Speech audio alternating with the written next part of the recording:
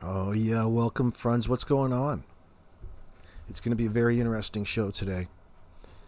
Daniel Martell has been arrested, and as far as I know, he's been released under supervision in that sense, or maybe it's just some restrictions in that sense. He's got court on May 2nd, 2026 here. And yeah, there's some pretty serious charges with some long prison sentences associated with it. And we're going to go through it. More importantly, we're going to talk about it in relation to what happened to Jack and Lily, because now that Daniel, presuming that he is charged with these crimes and found guilty, it puts the Jack and Lily situation into a new light for investigators. In that Jack and Lily were also living with a SX offender, because he'll almost be certainly be put on the registry there in Nova Scotia, Canada-wide, because there's aggravating factors to this. Forcible confinement, SA, straight assault.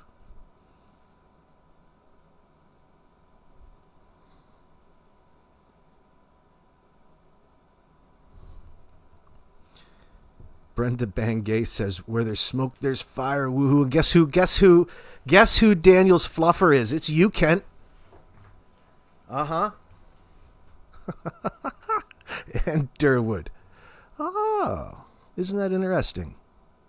It's all making a lot more sense now. Now, Daniel is going to be on the registry. What do you guys think about that? Jack and Lily were living with a SX offender. Derwood, Darren, they can't shut up about their SO, their RSO buddy. I knew it. Hate to say I told you so. They lie like SX offenders for the same reasons. It must come in some sort of handbook for these freaks. It's just some time yet before we get to learn exactly what's going on. It's a developing story, my friends. But there's so much we can talk about.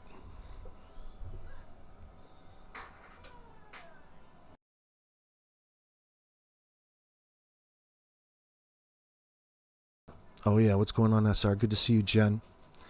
Let me see. So this is breaking across all the media outlets. There's not... I've said in the very beginning what the news of the day is, but forget that. We're going on with a presumption that here there's a sex offender that's just been taken off the street. And his name's Daniel Martell.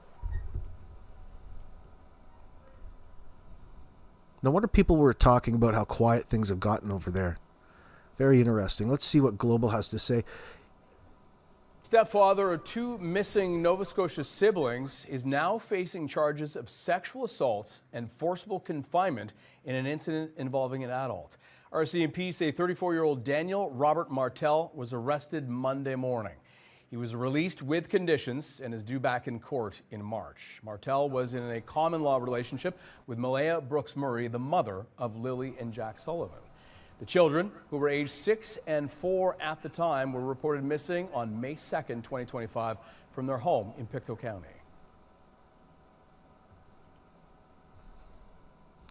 So that's really the only update to speak of at this point. I don't think it is Malaya. I don't think so. I think it would probably have to be somebody else. Do you remember all of the ladies he loves to schmooze? Well, he's hooking up behind the scenes in that sense in regards with this relationship. You remember these?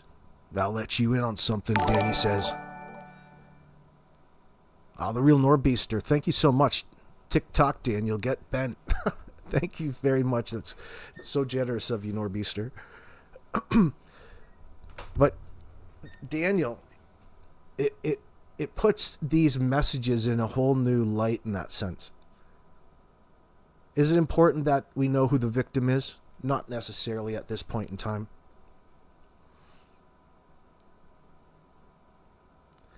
The circumstances, I'd rather know the circumstances than know who the victim is any day of the week. But it's important now because in the context of the Jack and Lily case and the disappearance, it gives the investigators reason to go a certain direction, that being criminality, and associate that more tangibly to the situation, giving them a reason to progress, as we can say from the outside. Like there's a pattern forming.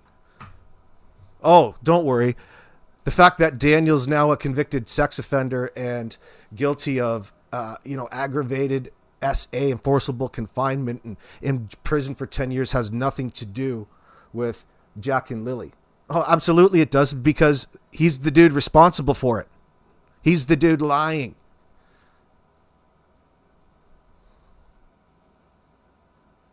Here's a little bit more information into their home life.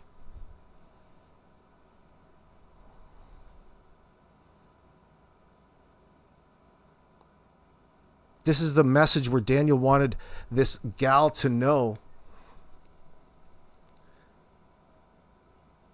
how these substances, the mathematics, don't affect his brain. And it hasn't changed his, and I quote, perspective on life. I'm sure they haven't. Oh, shit. It says, I'll let you in on something.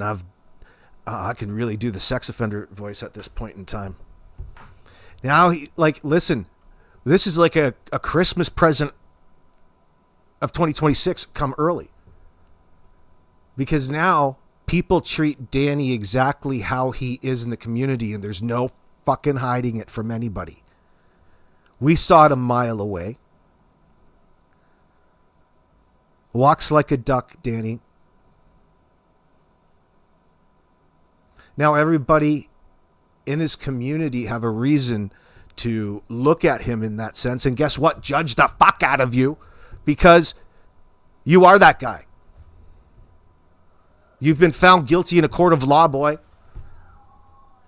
And it's going to really raise some interesting questions in the future, should you ever get in front of a camera again. It'll be interesting to see what old drunk turkey, how he shakes this one off. Everybody's innocent until proven found guilty in the court of law, says the sex offender enabler. This isn't just a shoplifting charge, bro.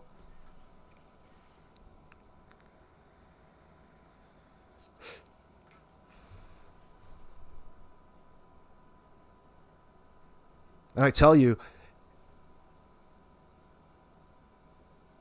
it's refreshing today. I feel rejuvenated. You hear that, Darren? I feel rejuvenated. We get to talk and we get to speak and really talk about the factors that affected Jack and Lily at home. So basically, says Michelle, what we are already been saying, what we all have already been saying in that sense. Yeah. I wonder what says Bonnie, I wonder what all the Daniel supporters are saying now about their best boy. What Daniel supporters? All of his sock accounts?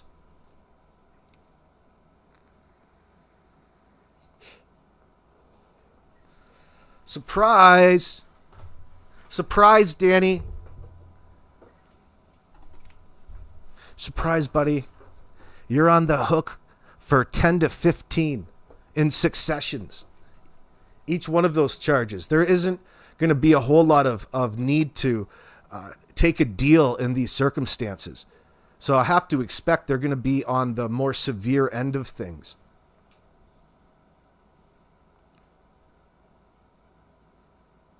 Oh, boy. Somebody needs to be in that courtroom.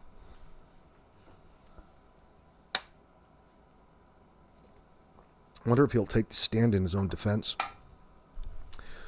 That sounds expensive. Oh, shit. Danny's on the hook for a sex offense. Should be on the hook for a lot more, I would expect. If you've done it once, you've probably done it more than once. So maybe this will open up the door to more information for investigators, but it gives the RCMP a reason to suspect criminality given the circumstances with the live-in common law partner, Danny Boy. You hear that, Janie? Good to see you, McKenna. You hear that, Janie? You don't hear anything that goes on in that trailer, do you? Especially all the felonies. He probably hooked up with some individual trying to get involved with him over Facebook. Remember Facebook dating? He was baiting in crazy chicks with that bathroom shirtless selfie. Look at what that bathroom shirtless selfie got you, Danny. It's getting you probably 20 years in the can. And on the registry. Nationwide. Coast to coast. From Alert to Windsor. Halifax to Victoria, bro. You'll be all over the fucking updated, fresh version of the sex offender registry. And we're going to remind you of it at every turn. Oh, please don't mention Ruggs. He goes into Mike Demand's chat and tells him that he's more than happy to talk in his side chat and dodge any sort of questions. Just don't bring them. Just don't mention anything about Ruggs, anything about that substances, or anything about my sexual offenses now. Oh, conditional. What an idiot he is. Oh, he's guilty AF in this. You know he is.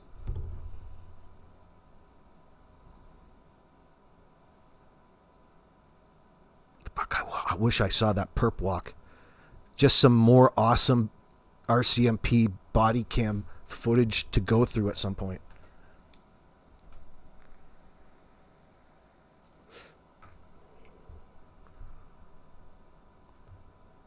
Notice how everybody's just so eager to cover up for the sex offender. That would make them all just as bad. Enabling. No, they're straight enabling. With DM's DNA in the system, this will help identify if others in his family helped with the cover-up.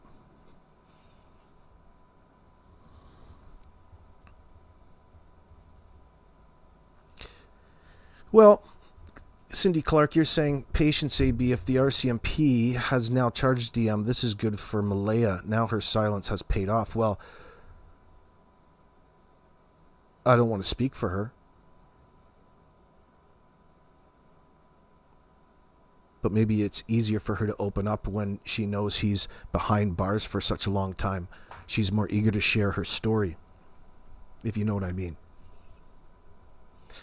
I'm so sad because there is yet another victim of his. That is a sad thing, Anastasia in Cleveland. I wonder if we've met the victim in that sense. It's not important. Hopefully she stays anonymous and we get to hear the details.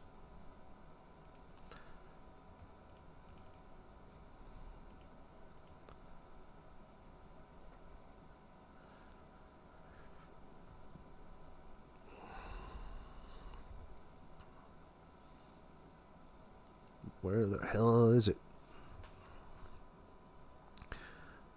So remember, there's some bruises. There's some pictures of some bruises that he put on that poor girl, Taylor.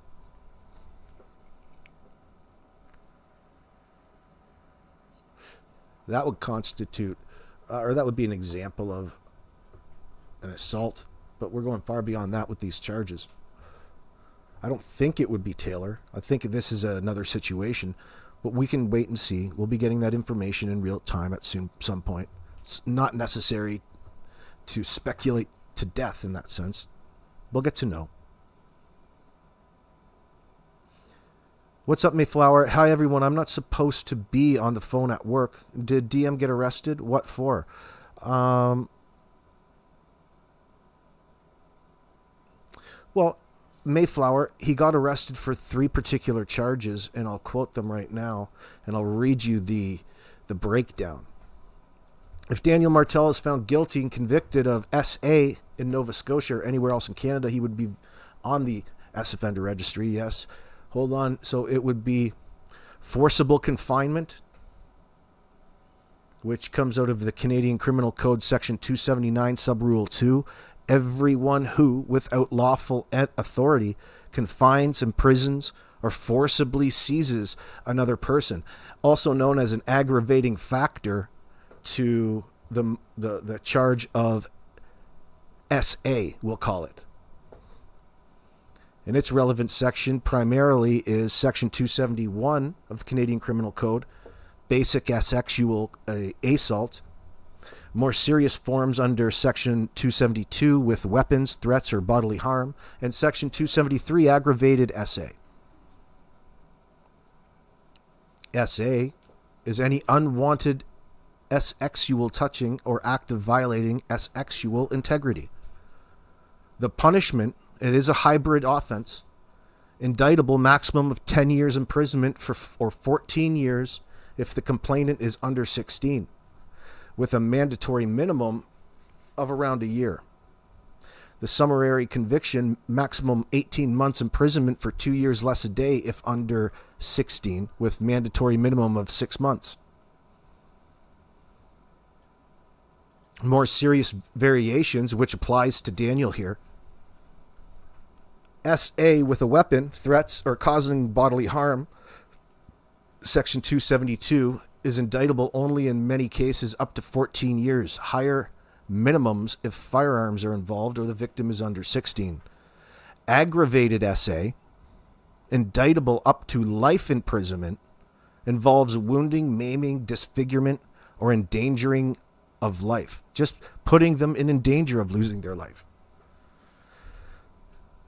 These offenses are serious, often prosecuted as hybrid, which is where the Crown decides indictable versus summary based on severity, and can involve mandatory minimum sentences in cases involving minors or aggravating factors,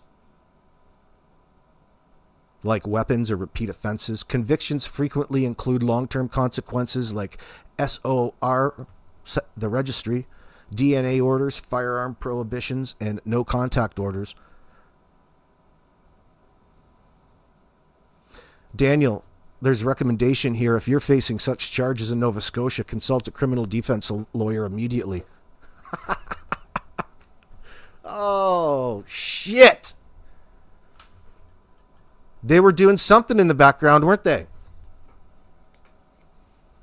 Oh, it has nothing to do with Jack and Lily. Well, how did this get on the radar? How did this all of a sudden come up? It has everything to do with everything. Absolutely it does, baby. Mr. Touchy-Feely, Mr. Hands-On.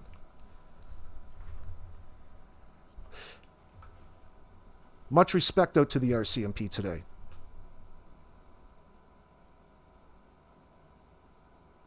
Oh, yeah, Miss K, they're big charges. This is no bullshit. This is the worst type.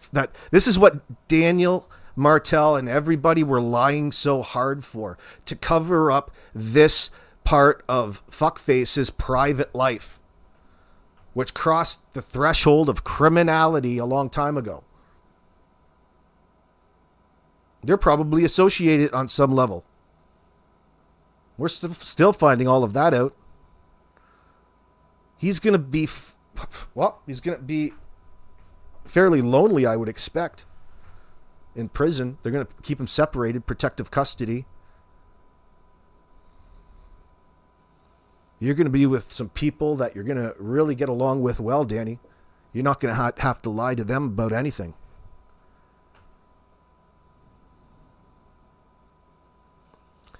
JM saying it happened between September 1st, 2024 and March 30th, 2025. Interesting.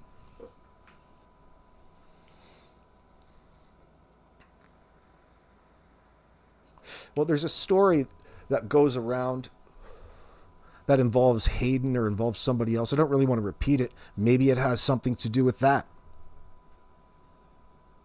Based off of the information that they've been collecting and interviewing other individuals over this case. Some certain commonalities maybe stuck out to them, and next thing you know, they have all of the reason to press charges and present charges against this fruitcake. Hey, Daniel, you'll have your day in court, buddy. You're going to have your day in court. I can't wait. Yeah, how do you know that, JM? Let us know.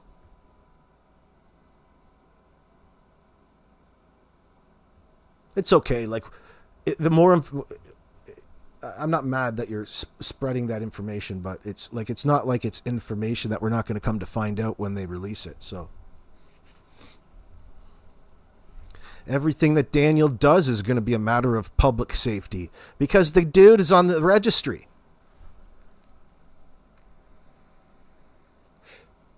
Dude is on the registry.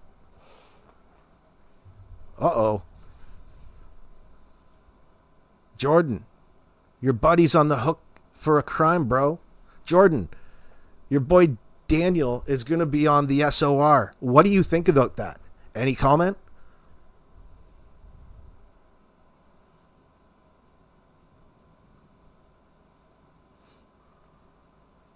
No, nobody was mentioning that in my comment section that I know of, Caroline. No, no charges on Daniel's brother. We're talking about Daniel Martell. I have no idea what you're talking about. Yeah, you're not surprised in the least, Mr. Hemme? Why not? What doesn't surprise you about all of this?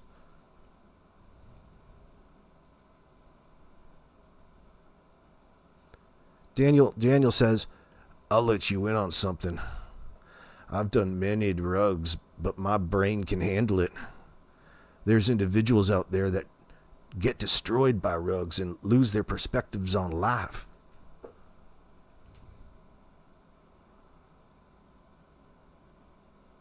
No, babe. I did it every day for many years. What about Mr. Darren Geddes? Maybe he'll be next? I would expect so.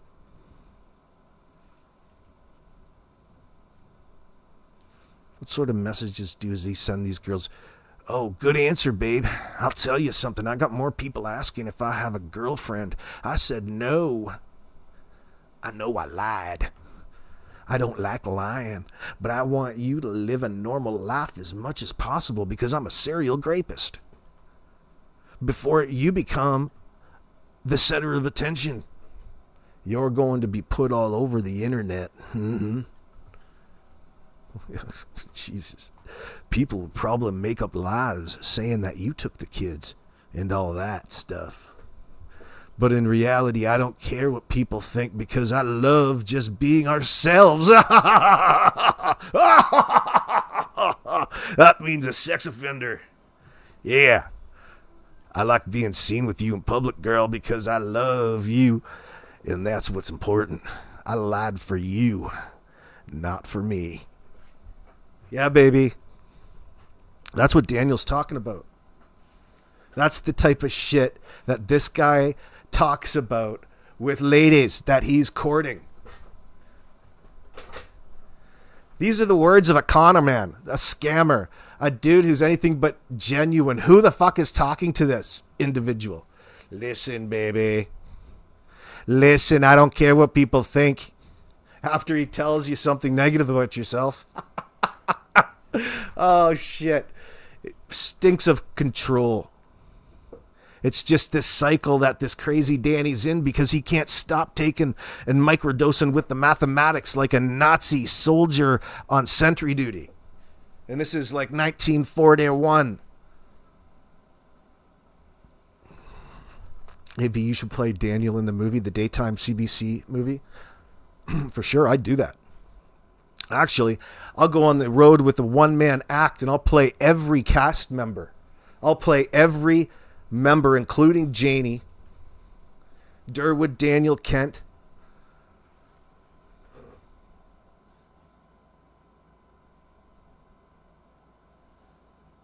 Sell out every theater in every rural town across the country, just like Stompin' Tom Connors.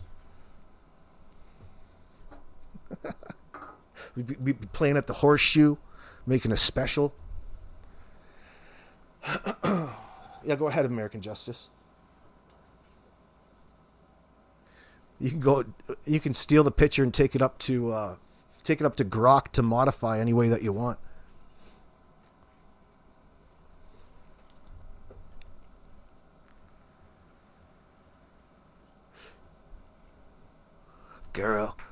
Girl. Hey, girl, it's me again. Yeah, he's just stuck in this hyper loop of weird pornography, microdosing meth, chronic masturbation over his imagination with all the girls he interacts with on his digital device. Now, think about this. Now we get to speak about this case in an entirely different fashion, friends, because when Daniel gets found guilty of all of this, he will be on the registry. And people will have no choice but to acknowledge it and apply it to the possibilities in contrast with the home life of Jack and Lily. So people are talking in my chat. Let's say they said it happened before March 2025, sometime between 2024 2025. This crime was committed while he was living at home with Jack and Lily, offering us up that even more of an insight into their home life and the things that they don't want to talk about. It's impossible to ignore. Okay, it's a factor. Oh, guys, where are the missing children? I don't know. Who was the last person to see them? I don't know, says the sex offender. Yeah, who would have ever thought it would have been the RSO? Whoever thought it would have been the dude who imposes himself in a asexual manner onto women and forcibly confines them, that he would have anything to do with lying about 2 missing children gone missing? Who would have thunk it? From the perspective of the RCMP's investigation into the missing kids, this is a massive development in reverse, like Quentin Tarantino style, because it opens up even more likelihoods into the fate of Jack and Lily based upon the individuals that were last seen with them and around them. Oh, and by the way, here's the biggest update of all. After everything that you've come to learn about the case, Danny's now a sex offender. It's almost fucking case solved. Case fucking solved.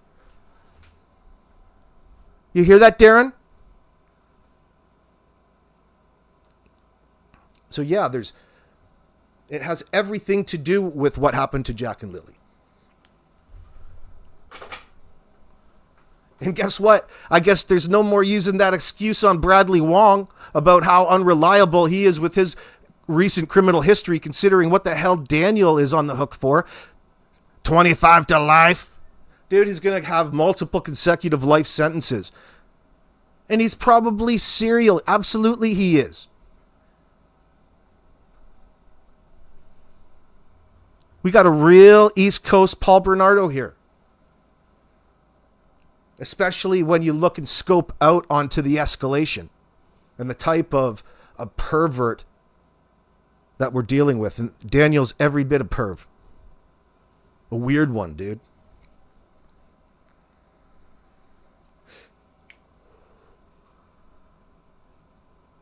Oh, they're going to like you in prison. It's not bad enough that you're just going to jail. You're going to jail as an RSO. It couldn't get any worse for you, boy. Or your idiotic friends like Drunk Turkey and all of these losers that glaze Daniel. Keep glazing that sex offender.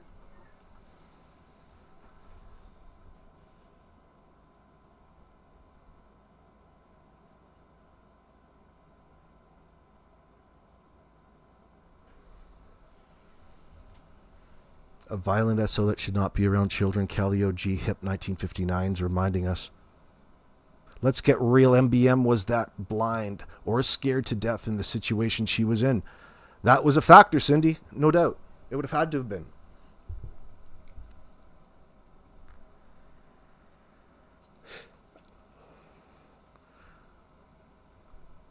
Ruggs makes Danny unstable. Janie be screaming her head off. I bet Nova Scotia will hear her now. Oh, nothing to be embarrassed about now. She's all on the line, Janie. Why don't you do another invite? Why don't you invite the CBC over this time? You remember her eyes? Remember her eyes when Allie from the CBC asked her if Danny had anything to do? And she repeated the question right back to her? Red flag. You look like she was popping out of her skin. Well, these were the types of things that she was covering up. There's even more. It gets way worse than what we're going to hear, but in due time. We're going to have this dumbass off the streets, and he's going to get the proper treatment in the penitentiary. Tammy Worley says the Ruggs take people to dark places. The kids deserve so much better than these people. Justice for Lily and Jack. Well, it would seem to me that it would probably be, this is almost textbook.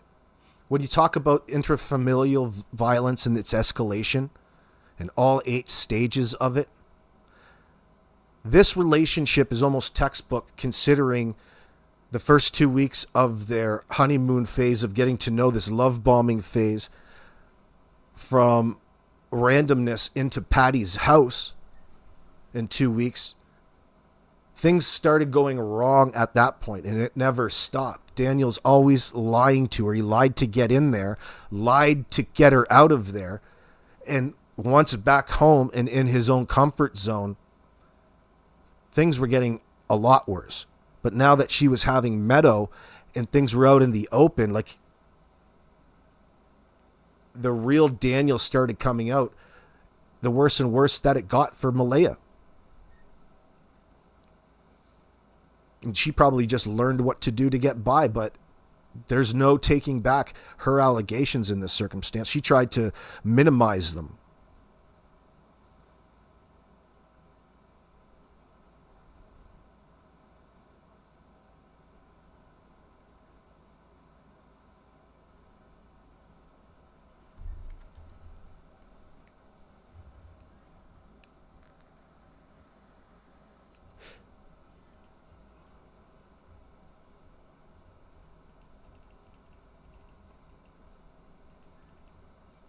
The hell?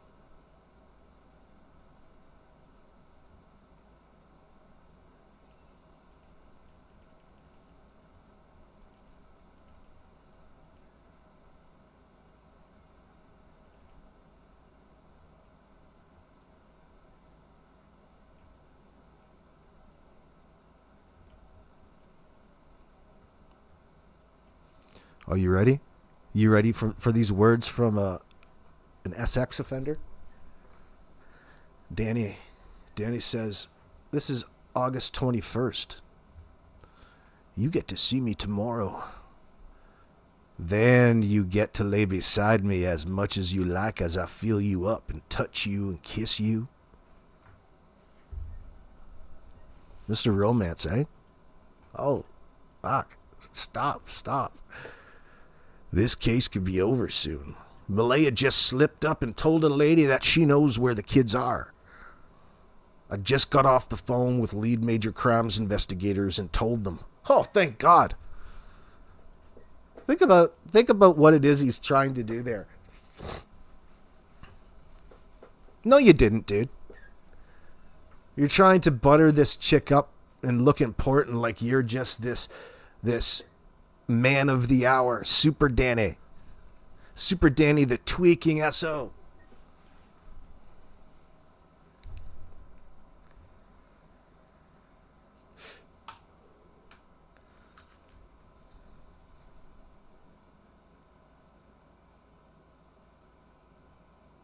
So you got the guy who's running around pretending to be innocent of anything that you're suspecting to be wrong in this case, and his involvement in the disappearance and the cover-up of what's going on with Jack and Lily.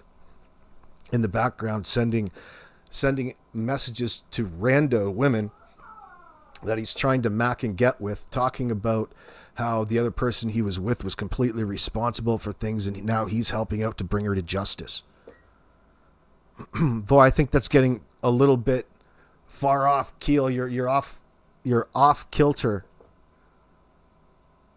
That is so bad in this circumstance. You're misrepresenting what really happened. You're telling a different story than you told the police, boy. But you're pretending that you're just discovering all of this new information all along the way at random junctions. Fuck it. You should be playing the stock market, boy. Mr. Forecast.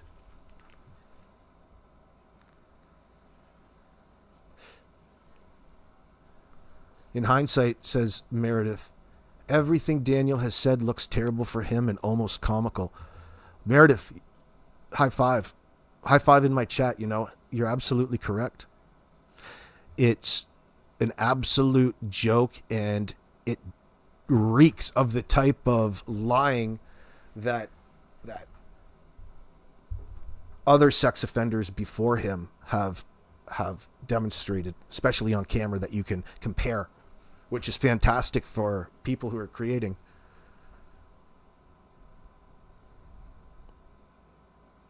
This is just M's groundwork for her defense, Mr. Hemi.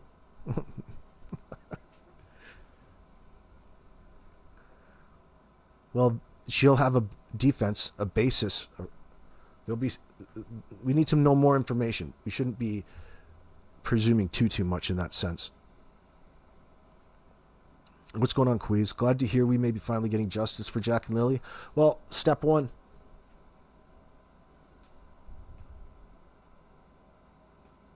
When you watch his videos, knowledge of his charges. What do you mean there, Runs with Scissors?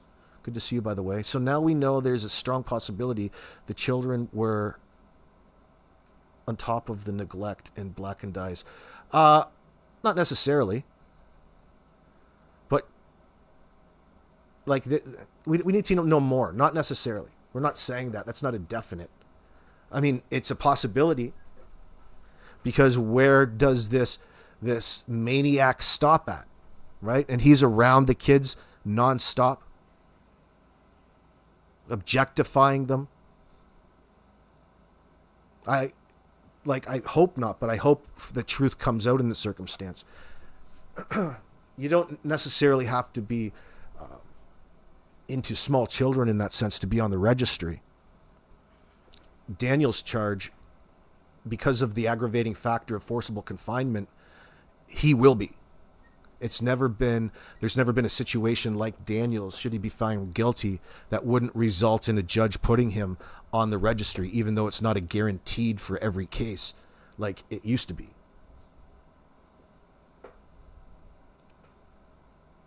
But Daniel's, there's no doubt he will be. These charges.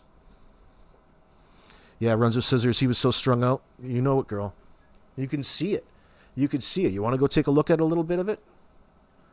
Let's go back and find an interview. The thing is, with the substances he's taking, it reads on your face all of the time, even when you're not actively engaged in taking it. You're coming down off of it because it stays in your system and you're affected by it for days on end. It affects you in the opposite way when you're coming off of it.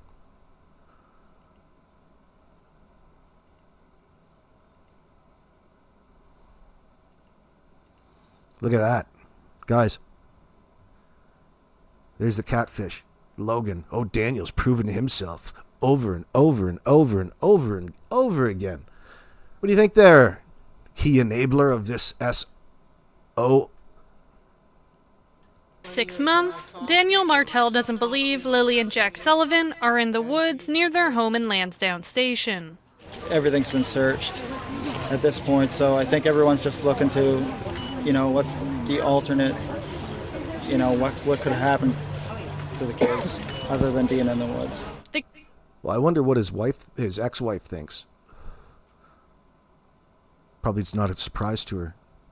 Kids were reported missing from their home in Pictou County on May 2nd. Since then, there have been extensive searches with cadaver dogs brought in and RCMP combing through more than 800 tips and over 8,000 video files. Despite little results, Martell says he's doing everything he can to advocate for the kids.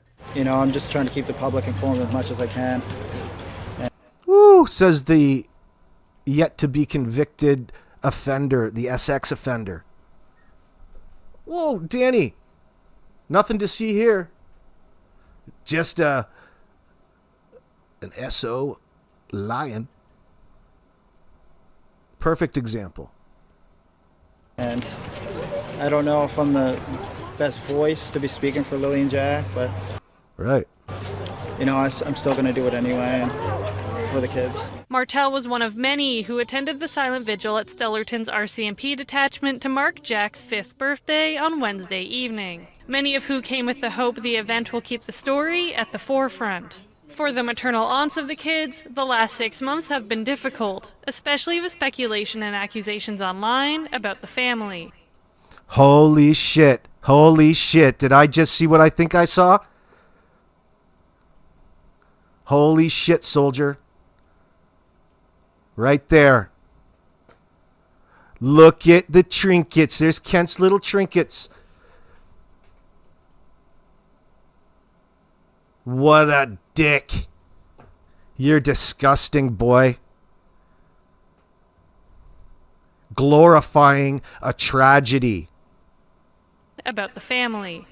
Absolutely miserable. It's a nightmare that I wish we could just wake up from, and you know, I wouldn't wish this on anybody. Vigil organizer Kent Corbett says the event is an opportunity to show What the hell is going on here? Well, you don't look sketchy. Hold on. Vigil organizer Kent Corbett.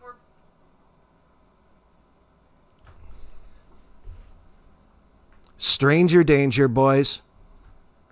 This is the sex offender's new best friend. Hangs on his every word, glazes him all over the internet, and has been for the last 8-9 months. Yeah, you think Kent should be charged too, Cindy Clark? Absolutely.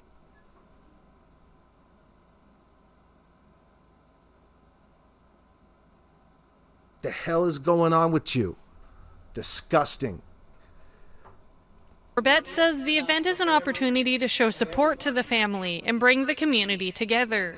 We can let the family know that Pictou County and Nova Scotia and beyond are not going to rest until we find answers and bring Jack and Lily. Oh, well, guess what? Rest easy there, you fat prick, because your best buddy, Danny, is going to jail for a long time. And you're going to be next. And so is your little buddy, Darren, Derwood O'Grady. You guys are like the Fab 3.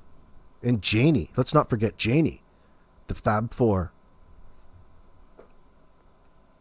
I'm going to push you right down that goddamn hill, boy. That's going to come sooner than later. Are you going to be there March 2nd? Ice out. Ice out in Halifax Harbor. Whew. Splash.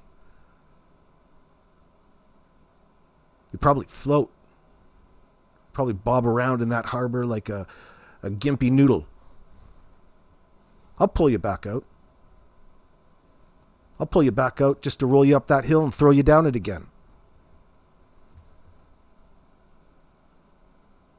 We're going to put 200 bracelets on your arms and see if they can't keep your center of gravity so that you can stay out there for an extended period of time, and I can hang some fishing lines from your fingers. Catch me some fish. Lily home. Pictou County's warden adds their disappearance has significantly impacted the area, but cautions against speculation about the case. They belong to all of us. It takes a village to raise a child. Well, You know, we'll get some new comments from you, considering the new charges there, Sunshine.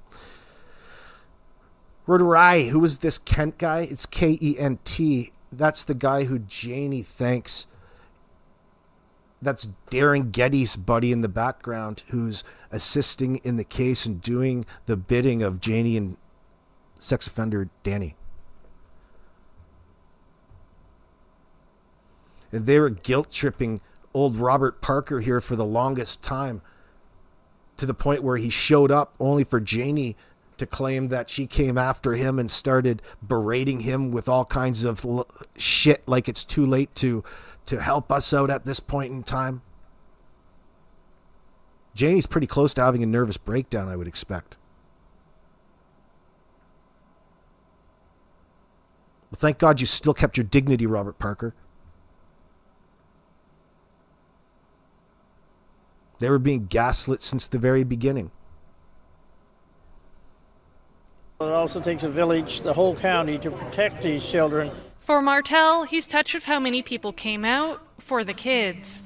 You know, people are still standing here in the cold, just touched. You know. Well, his touching is going to get him 10 to 15.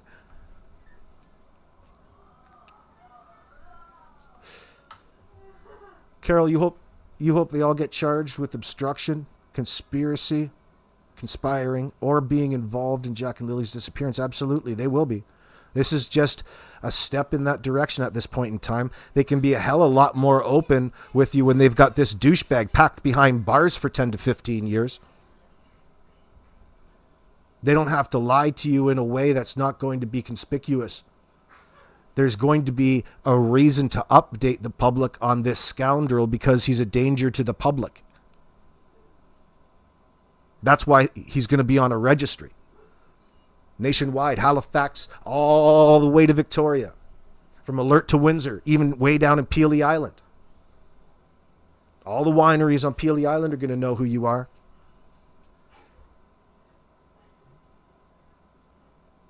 Travel ban. It seems to me nobody protected either one of those poor children, not even the dirty RCMP. What do you expect them to do at this point in time? They can't go back in time.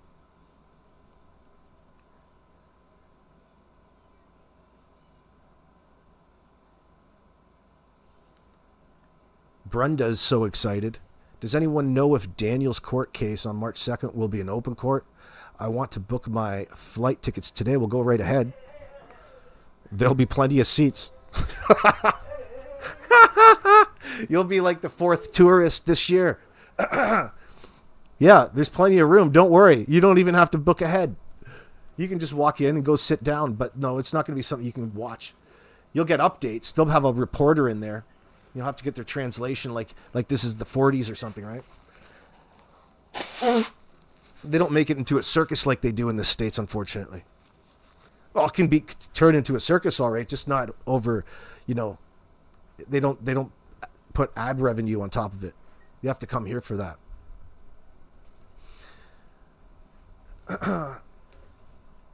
Yeah, so two of those charges, max penalties are around 10 to 15.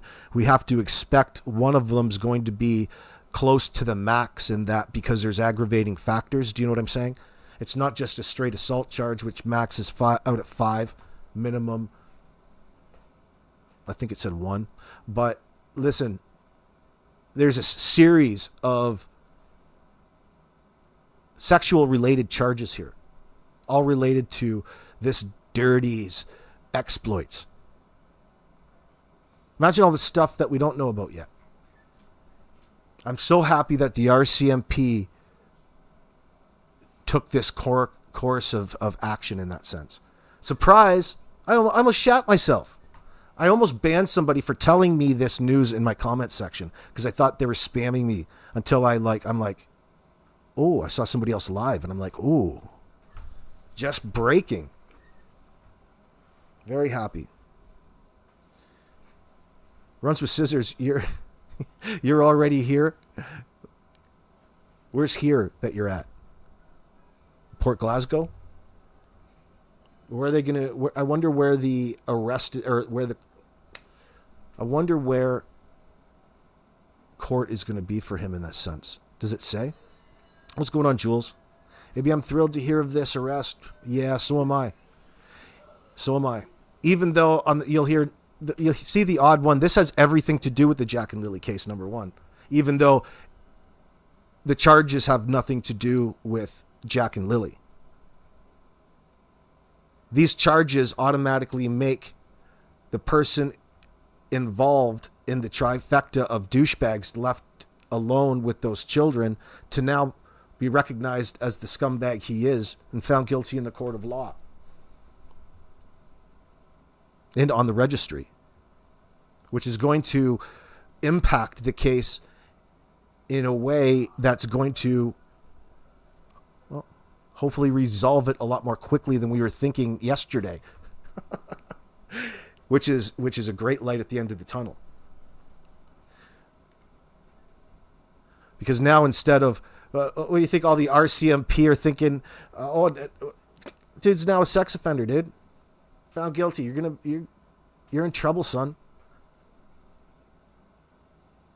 So all of these questions are going to be difficult to bring up, but it's going to be a new, fresh conversation, a spin on this particular case because of these particular charges being brought against Daniel Martell, meaning that instead of spinning our wheels over speculating, we have all kinds of things to be relating to the possibilities of the circumstances that led up to the incident, escalated, as we suspect, to what fate was brought to Jack and Lily.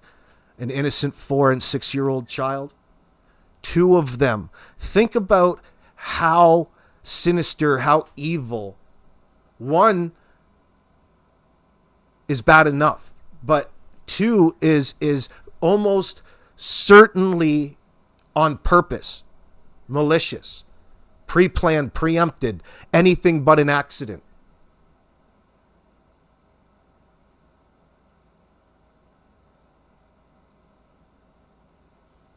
Roderai, this will eventually lead to the arrest of what he did to the children. That's where we're getting. That's where we're going with this. Absolutely.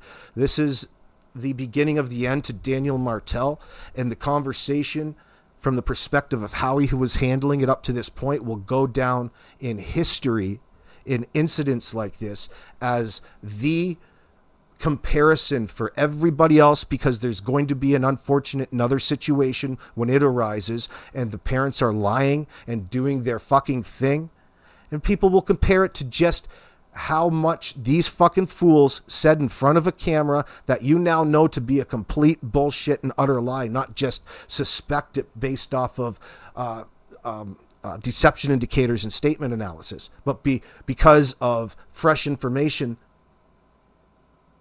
and the fact that a now convicted offender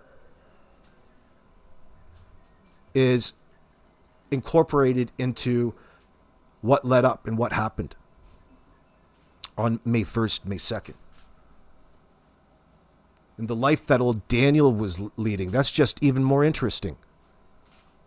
All of this stuff that was going on while he was supposedly with Malaya in that sense, in a common law situation.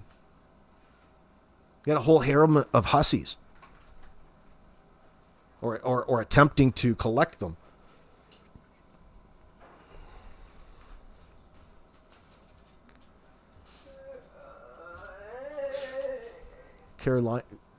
Caroline, does MBM have a tattoo on her inside wrist? You could see one in the pictures of the victim's bruises. Oh, no. Those pictures that I showed you was pictures that Taylor sent a different creator in this circumstance. Those were supposedly Taylor's arms showing the bruises and her experience, which, remember when we saw them, I'm like, fuck, you should just take them and charge them with assault. She should get in line. I don't necessarily think that this individual is the same person. No, I don't think that at all. They supposedly happen at different times, a much earlier time frame before we've got to know these individuals.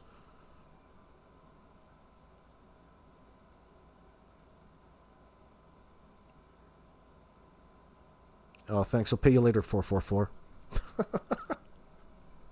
Their show is ending. Justice is coming for Lily and Jack. Don't let them tell you otherwise, Esther.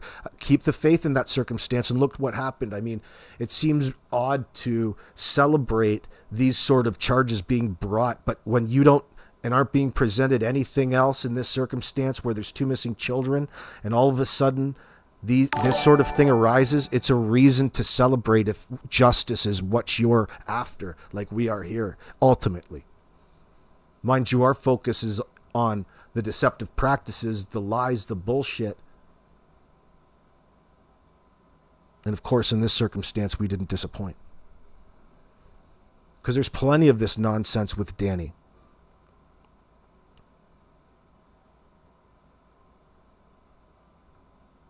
Now that he's after March 2nd, or it'll probably just be a preliminary or a hearing like that, and they'll be setting dates from there.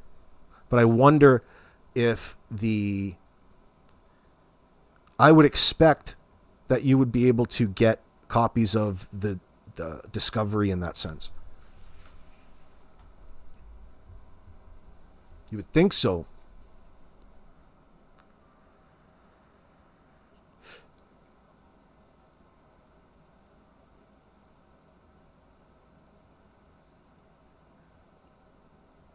What do you mean, freaks? He was charged with something else. There's 3 charges. 3 separate charges. SA, forcible confinement, and a regular assault charge. Now, if anything, you know that they might drop the... I shouldn't even speak for them. I don't even want to speak for the Crown. They might not have a need to. Just a piece of works. Thanks. Well, thanks for being here, Carolina. You wonder if bail was set?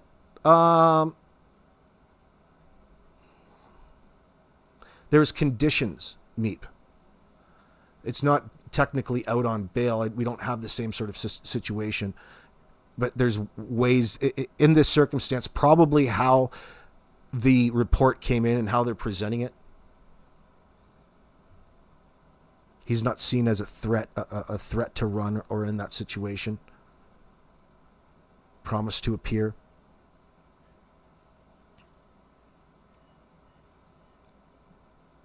Anything, if you get this guy in jail, you would think a situation like this, we don't know the details,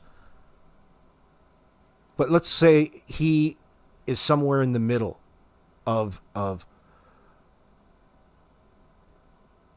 what the law would consider severe in comparison to other cases like it. That would lead to somewhere in the middle of the maximum and minimum sentences he would get for these crimes.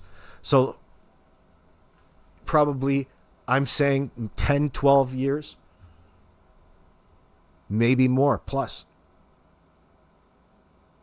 It's certainly not going to be the minimum.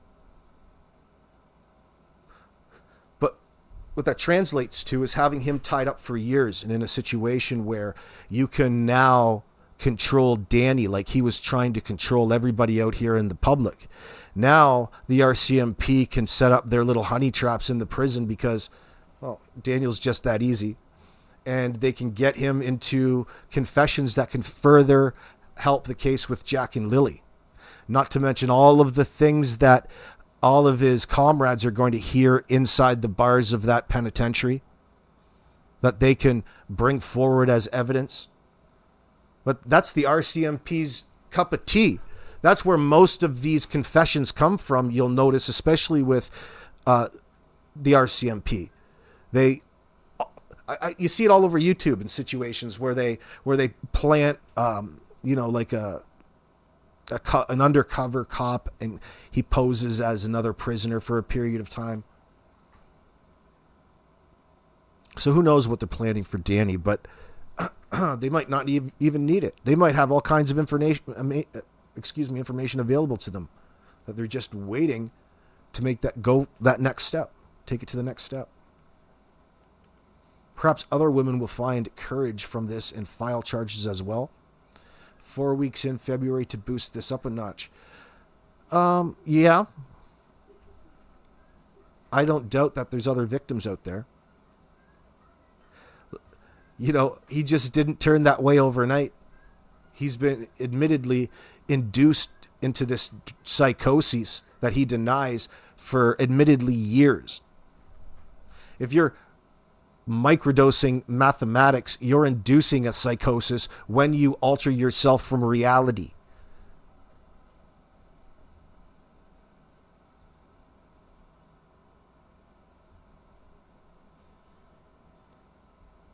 Esther, won't he have a tag on? You mean like a ankle bracelet type of monitor? I don't know what they do. Now, I don't know what his conditions are. I don't know what the conditions are. That's conditional release. So they say. But the fact that they just didn't arrest him and keep him locked up, it tells you it's somebody else that's brought the charges as opposed to the state in that sense, I would expect. So they treat it slightly different. Innocent until proven guilty in the court of law type of thing. But when you're on the hook for a sex crime in this sense, it gives people to speculate. It gives people reason to apply that. You're in a different province and put posters everywhere, Mayflower? Well, hopefully we'll get the answer from old Daniel as to where he stuffed the bodies in that sense. He says he's going to go to the grave with that. Well, we'll see. We'll see if that pans out to be true. Let's go take a look at this lying sack of shit.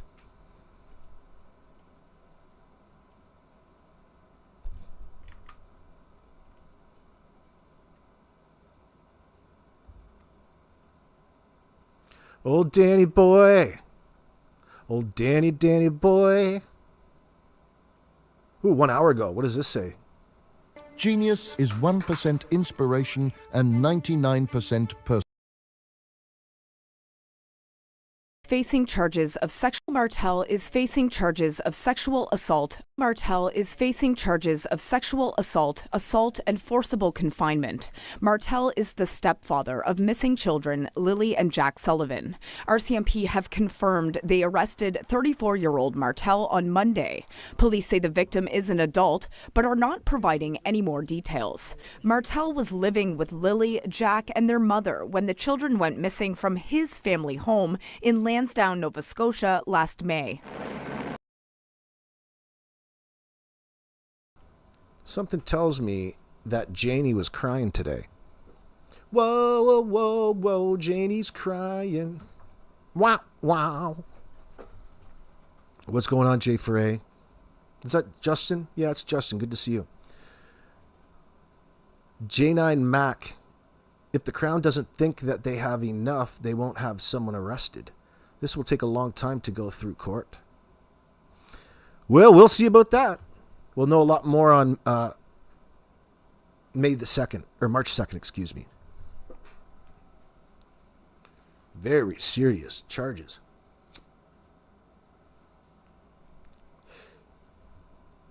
Danny Bernardo, that's right, Norbeaster.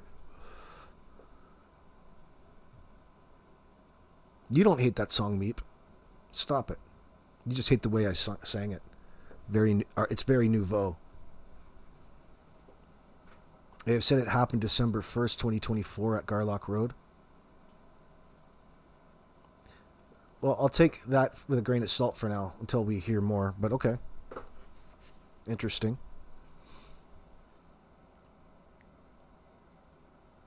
A little bit of a get-together. Things got a little bit too out of control.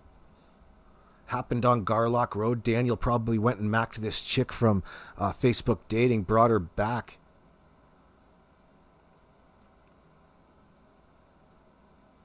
Got into some crazy, he was doing a lot of promising, went hands-on. Then wouldn't let her leave. Where the hell are you going to go? I'm not taking you home. Not until you do this and you do that. Probably happened when the kids were there, too. Did this crime occur when the kids were there?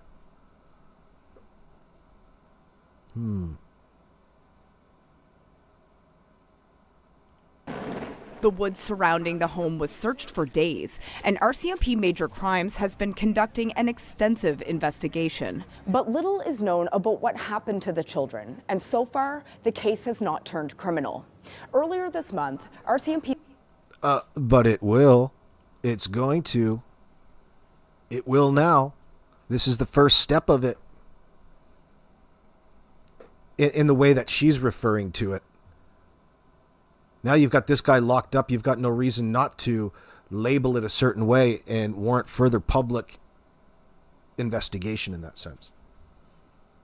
Nothing looks after a case like this like the truth. And that's what's happening. Staff Sergeant Rob McCammon said none of the children's family members are suspects. I wouldn't say anybody's a suspect. Again, we continue to gather information and whatever evidence that we are able to find, and we'll make our decisions based on that. But we are not in a position to really comment on suspects or anything like that at this time. The mysterious nature of their disappearance has garnered international media attention. Martell has spoken publicly about what happened that day and the months that have followed. Martell is due in Pictou Provincial Court on March 2nd. Allie Thompson, Pictou Provincial Court. And guess what, Kent? That courtroom looks like... That road looks like it's on a hill. Pictou County Court. That's where we're going to do our walking. I'm going to push you around out front there. Out around the smoking section.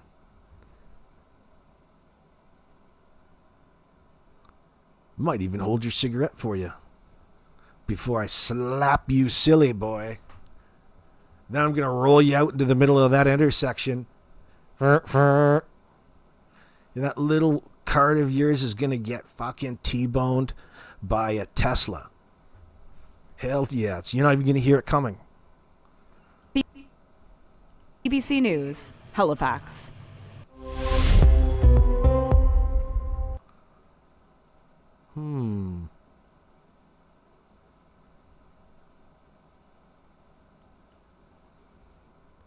The search for Lily and Jack. Now, let's hear Daniel talk here. You want to tell us a little something about the dogs? Do you want to talk about the dogs today, Danny? Let's see.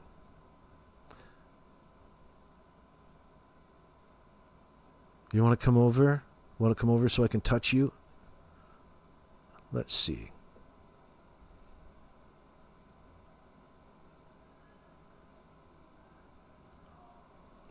They spent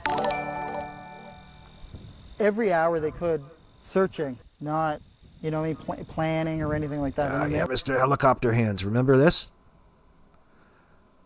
Where he's up here just trying to remember and pull and recite what the CBC have already reported on. And he parrots back their talking points on the news. Oh, thanks for all of the insight, Mr. Transparent. Luminous. That's so generous of you, darling. Thank you very much. They were boots on the ground, just doing whatever they could. You were mentioning that you had a bit of a tense reaction with one of the dog handlers. Can you tell me about that? Yeah, it was a little bit heartbreaking and saddening to hear what the words that came out of his mouth. And for me... Imagine what the jail guards are going to treat him like in there being a sex offender. He's going to be discriminated against even in the lowest part of the penal system. Holy Hannah. Danny, this is the worst news for you, bro. Forget Jack and Lily for your freedom, fuckface. You're going to go and you're going to be packed away in a nice little container for the next 15 to 20 years of your life, potentially. Well, they figure out exactly how much time that they need to add on to your ass. And if Janie, Derwood, and Kent are going to join you. This little merry fucking circle of cocksuckers.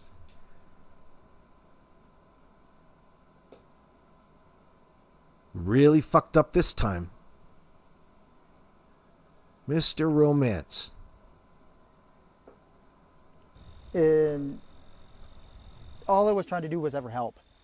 That's all I've been doing is cooperating, and to see that and hear that, I mean, it was pretty saddening. What did he say? He said, holy shit, forget about what the RCMP dog handler said. You're in real shit now, Daniel. Like, this is being brought to you on a goddamn platter, boy. Served. Hey, well, we figure out this Jack and Lily thing. There's not going to be a whole lot of need for you to be around lying any further. Oh, shit. Wait till the boys in prison see all of this. They get to watch YouTube in prison. Only the important ones, though. Not you. You won't see it.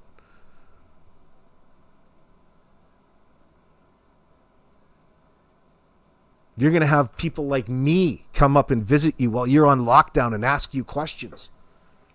While you're behind those bars, and we're going to look at you and we're going to analyze the hell out of your answers, which are going to be predictably unreliable. But it doesn't matter. You're behind bars, Danny. You've left Janie home alone. Earl's going to have to come over and do all of her work again for her. Maybe they can rekindle their relationship. Maybe that's some good that can come out of this. I doubt it. I doubt it. Unless Janie, like, starts poisoning Earl. Try to gaslight him. I don't think she lies that well. Not even Earl could see past the nonsense. He would never put up with that. He's got standards.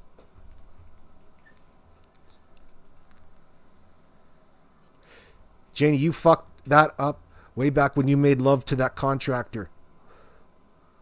When Earl was at work at the tire plant and you were banging that contractor behind his back. Earl's never forgiven that. Why would he? Why should he? He's gone on with his life.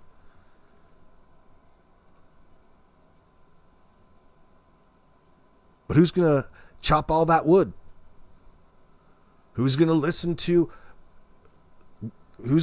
Janie's newest Temu orders? Who's going to play Candy Crush on the phone every day? Who's going to feed the chickens?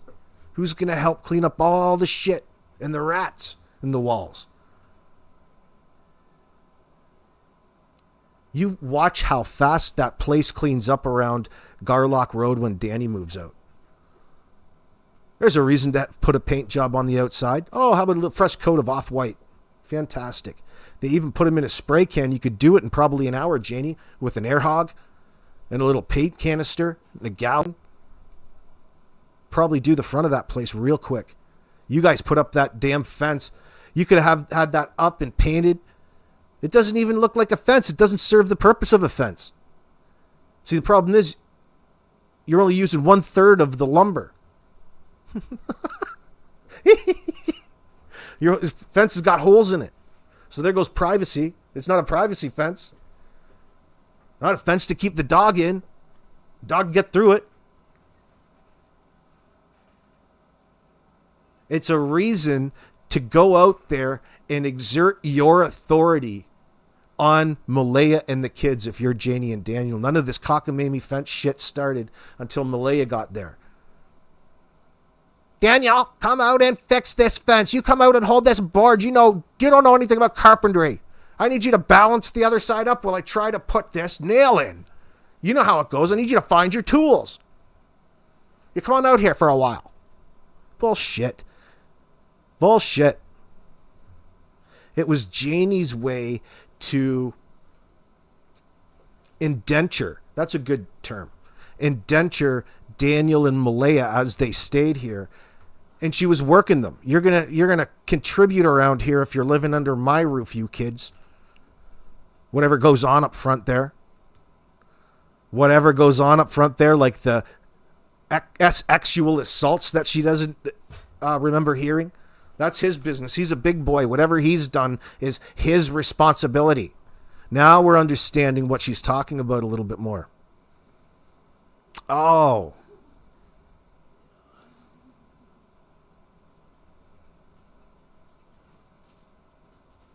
You said your Thursday and all the way leading into Friday morning, there's not enough detail.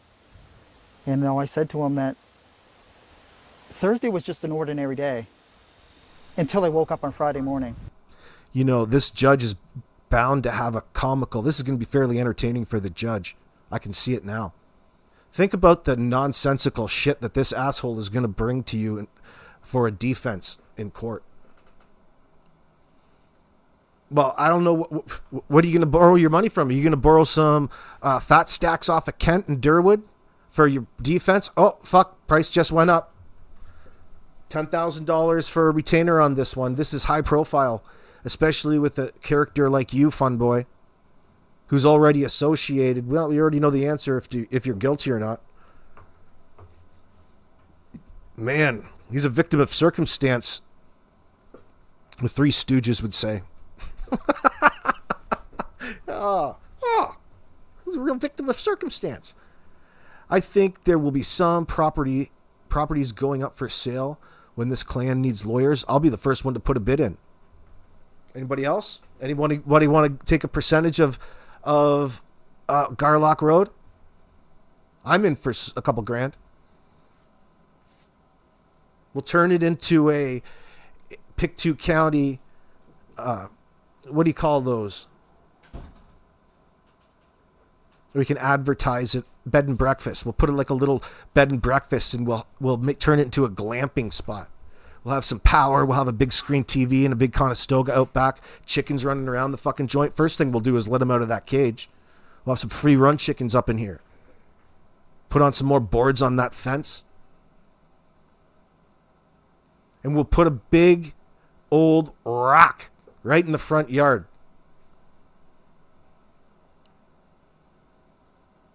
Old Janie, I wonder what she's thinking about at this point in time. She's probably swinging at the fences. She's probably going to act as his defense lawyer. Could you imagine? There's a little slice of comedy. Yeah, Justin saying Kent's got his wallet open. Oh, how many bracelets are you going to have to fucking sell? Why don't you get the support Daniel bracelets? Why don't you start making some merch about Daniel's innocence in all of this, you two fruitcakes? Why don't you pass the old PayPal link around for that? Oh, Cash App. Need a little help? You're in real fucking trouble with this. Especially if you're going to defend yourself. I'd say you're already got 1 foot in that fucking jail cell. Absolutely. This son of a bitch is already a foot in the jail cell. Even though innocent until proven guilty. But yeah, you're still innocent until proven guilty. That's why you're only 1 foot in that jail cell, not 2.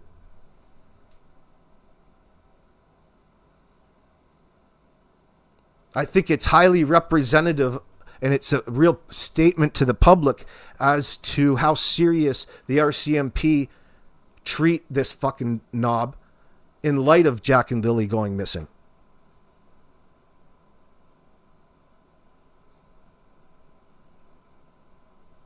It's not like they would have ignored the situation otherwise, but they're got no problem with making this announcement. It's a little feather in their cap. Because the other investigation was becoming monotonous considering all of the information that was coming out about this stupid son of a bitch. It's worth further investigating, and wouldn't you know, I bet you if they look a little deeper, you'd probably find some more charges on this prick.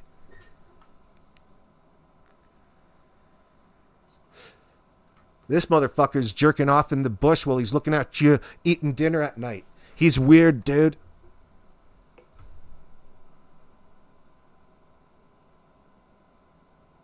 He's a flasher. Crazy. He's a crazy flasher. Deranged. And the worst part about it is he feels entitled. Okay? He feels entitled about all of his perverted antics. He thinks everybody buys his bullshit and he doesn't care otherwise. He's groomed himself into being that stupid to get himself caught. And not caring about the boundaries that individuals put up, whether they be personal or legal.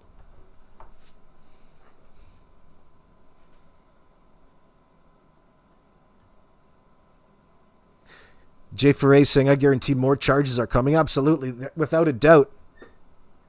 Without a doubt. I don't think that we're going to have to worry about this fruitcake being out and available for interviews anytime soon.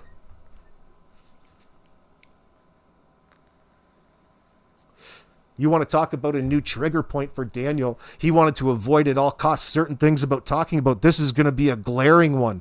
Oh, I want to avoid all of these things about Jack and Lily. So I'm going to talk about my new SX charges. Out of the frying pan and into the fire, they say. Danny. Tammy says, I think Malaya found her ticket out of this mess. So she thinks anyway. Don't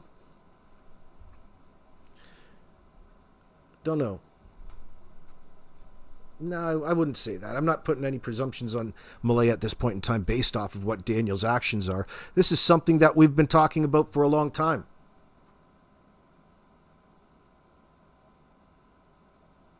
Must have been an accident. Whatever happened to Jack and Lily must have been an accident. No. Think about the reprioritization of risk factors that are associated with what could have happened to two disappeared children. Two children who they want you to believe voluntarily left on their own volition. Who told us that? Oh, the sex offender. Wait a second. Sex offender? Yeah, he's a sex offender. Found guilty. And he had this special bond with Jack and Lily. This special bond. And he's looking for them until, well, forever and ever and ever. Think about the shit that this perv has said to you and lied to you. He's a connoisseur. He is incorrigible. He is a deviant in that sense. And this is why the conversation over on this channel has been centric around the lies replicating and mimicking that of other predators and sex offenders that you can go and watch interviews with all across YouTube at your convenience. Why? Now we're finding out. I don't pretend to be clairvoyant. It was just a loose observation, not even very clinical at that, but it's still a great day nonetheless. Who knows what this monster did to them exactly? But now those possibilities aren't that far away from reality. And we're on that cusp. The environment that they don't want to reference or talk about and talk around and want to pretend that everything's A-okay as Malaya takes off down the road, never to be seen from around there again. Oh, couldn't feel safer. Look at goddamn cartoon, she was out of there so fast. He's going to be in general pop with this charge. Good luck, Danny boy. Well, they're not holding him like that. He's released on conditions, I heard. Till something changes.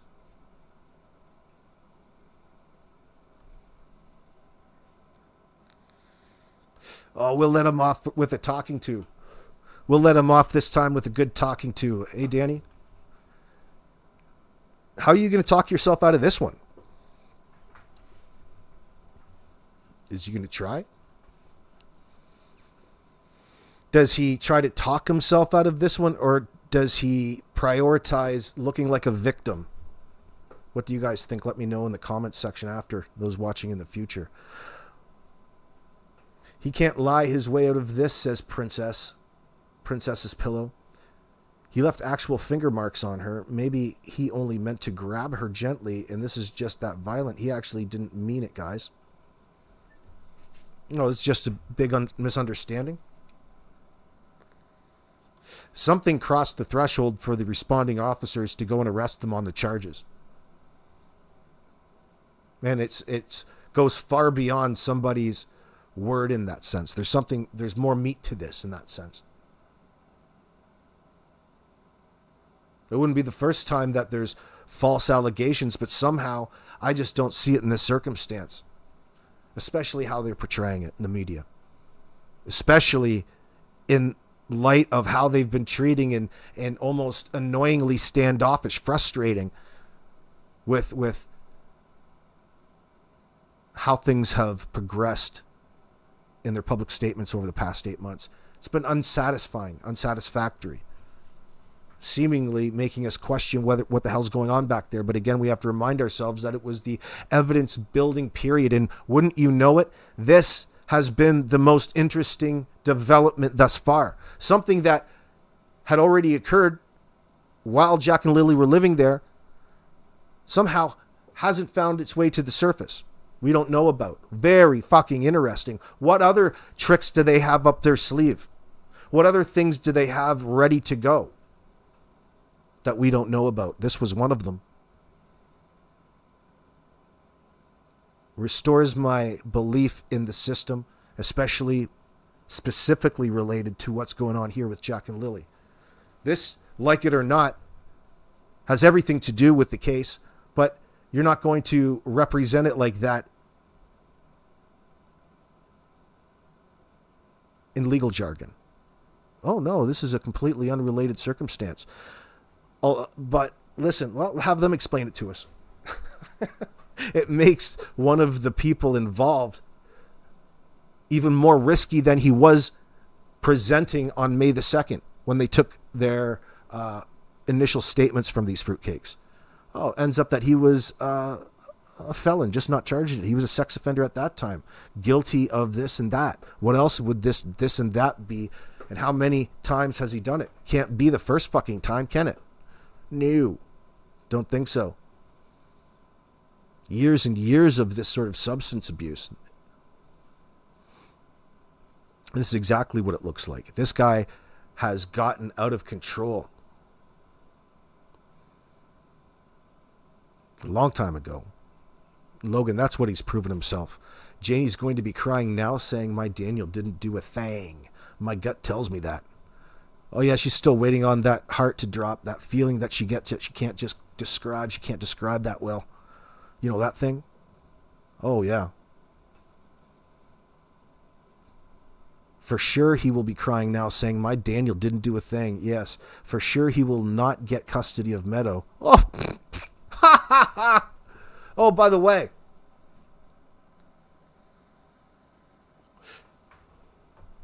probably no sense going to visit Meadow anymore. The sex offenders, I don't know about that. I don't know about that. It might be a problem for Daniel. Well, it's going to become a bit of a problem. He's going to have to rely on Janie to take Meadow up. Nobody's going to let Janie around Meadow. Who's he going to rely on? Kent? Derwood? You guys are going to become very useful to this individual on the registry. Well, you're really going to be recognized now, Daniel. Everybody's going to know your name.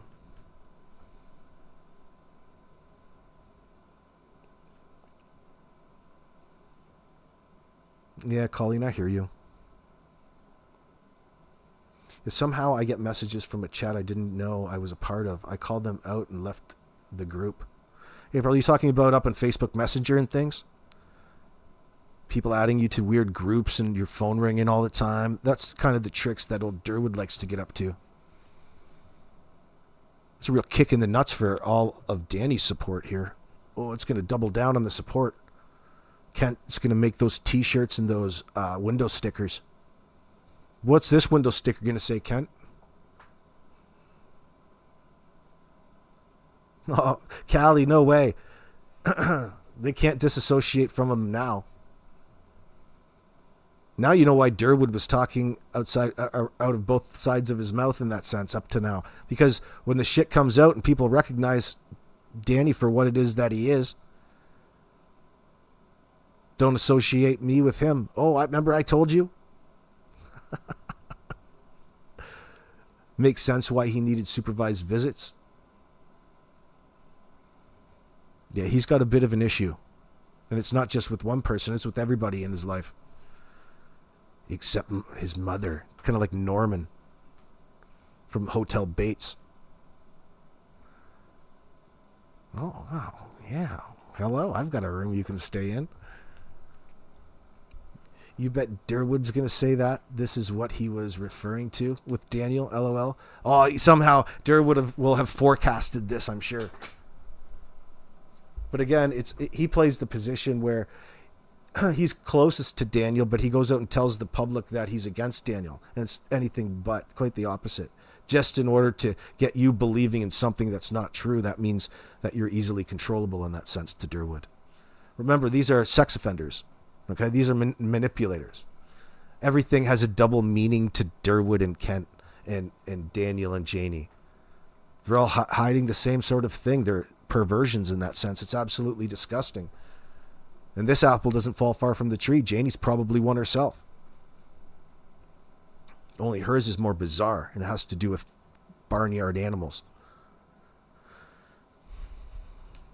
Yeah, Derwood will make it sound like this arrest was all his idea. It still makes him look suspect. Yep. I feel a new song coming on. Janie's Sons.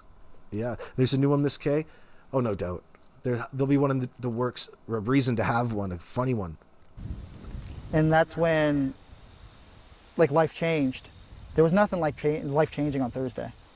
It was a normal day. So, therefore, there was nothing detailed that needed to be remembered that day. Oh. Wasn't that how you would lie and manipulate somebody like a little child? That's something a sex offender would say, Daniel, if you don't mind me saying. Guys, there was nothing worth remembering on Thursday. It's probably one of my favorite. This is the most epic moments ever for this fruitcake. Oh, let me just explain this away. Hey, Ken, are you listening? Oh. Day. So, therefore, there was nothing detailed that needed to be remembered that day. You should have a vigil for Daniel, Kent. Why don't you go down to the RCMP office and go hold a vigil for Daniel Martell and get all of the townsfolk together. He really needs your support at this point in time. Hey, Joe, you remember that vigil that you spoke at the other day? Turns out that dude's a sex offender. Oh, we already knew that. Until Friday morning. So he was mentioning something along the lines of something happened Thursday night, and your story isn't matching up? Yeah. Well, nothing says I have to avoid, and I'm trying to avoid at all costs, that putting and filling in any sort of information in the timeline to Thursday when trying just to straight up convince people that there's nothing worth remembering and everything happened on Friday. That's what's important to this case, that we have absolutely no idea about what happened. But Daniel needs to be there to explain himself away at every step. Well, nothing is any clearer of an indicator than his overall behavior throughout all of this. It's so fucking bad. But still, he forces himself through it. Why? Because it's desperation. He knows he's a sex offender. He's planning on getting caught.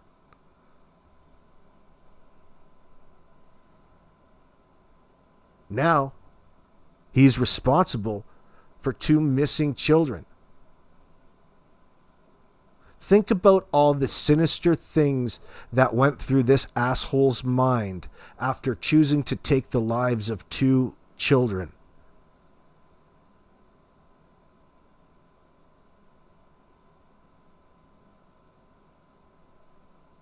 It's not so far of an unrealistic reality like it was, and we had to fight for what people really saw in the beginning, and it wasn't their eyes fooling them. This guy is desperate. And he's in front of the camera with this cockamamie story that didn't happen because he doesn't want to get caught for what it is that he's responsible for.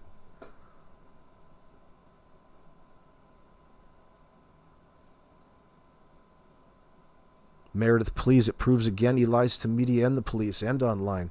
Yeah, there's lies nonstop to everybody. His primary motive for that is to protect his freedom. To cover up what it is that really happened to Jack and Lily.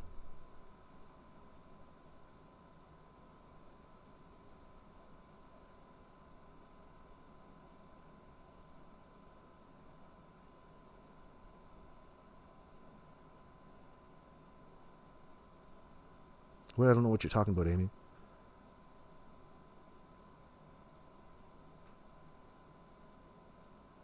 It's far worse to Jack and Lily because It goes, red rum is more serious than an assault in that sense. But already knowing what he's capable of, accused of, and charged with, tell people out there that it's okay. The RCMP are already well aware of the level of scumbaggery that this guy is in associated with. Do you know what I'm saying?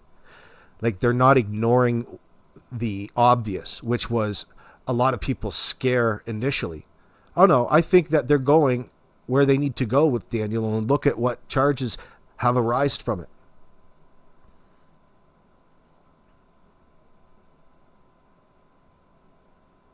Even the poor kids being exposed to whatever when on in that trailer is ABUSC doesn't even have to be SA. It's still already crossed the line. Wonder if they've given MBM some type of immunity deal. I think everything's still on the table, Michelle, probably. And this is one step in that. Like, it's a different world today, okay? When it comes to the situation with Jack and Lily, it's a different scenario right now. It's a different world today, even with the charges brought up. Even at this early stage, that it's just breaking. This is something that is a pivot point, they would say, to use a basketball term.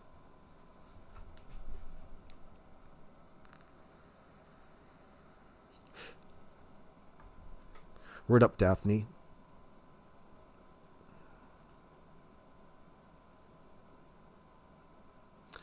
How does such a moron actually get away with those two missing children? He's not getting away with anything, Cindy Girl. It makes a person wonder and then gets caught for SAing. Well, it's because his pattern of behavior is such that he's out of his... He's not in himself in that sense. He's under the influence of the worst dissociative out there, which is the crystal.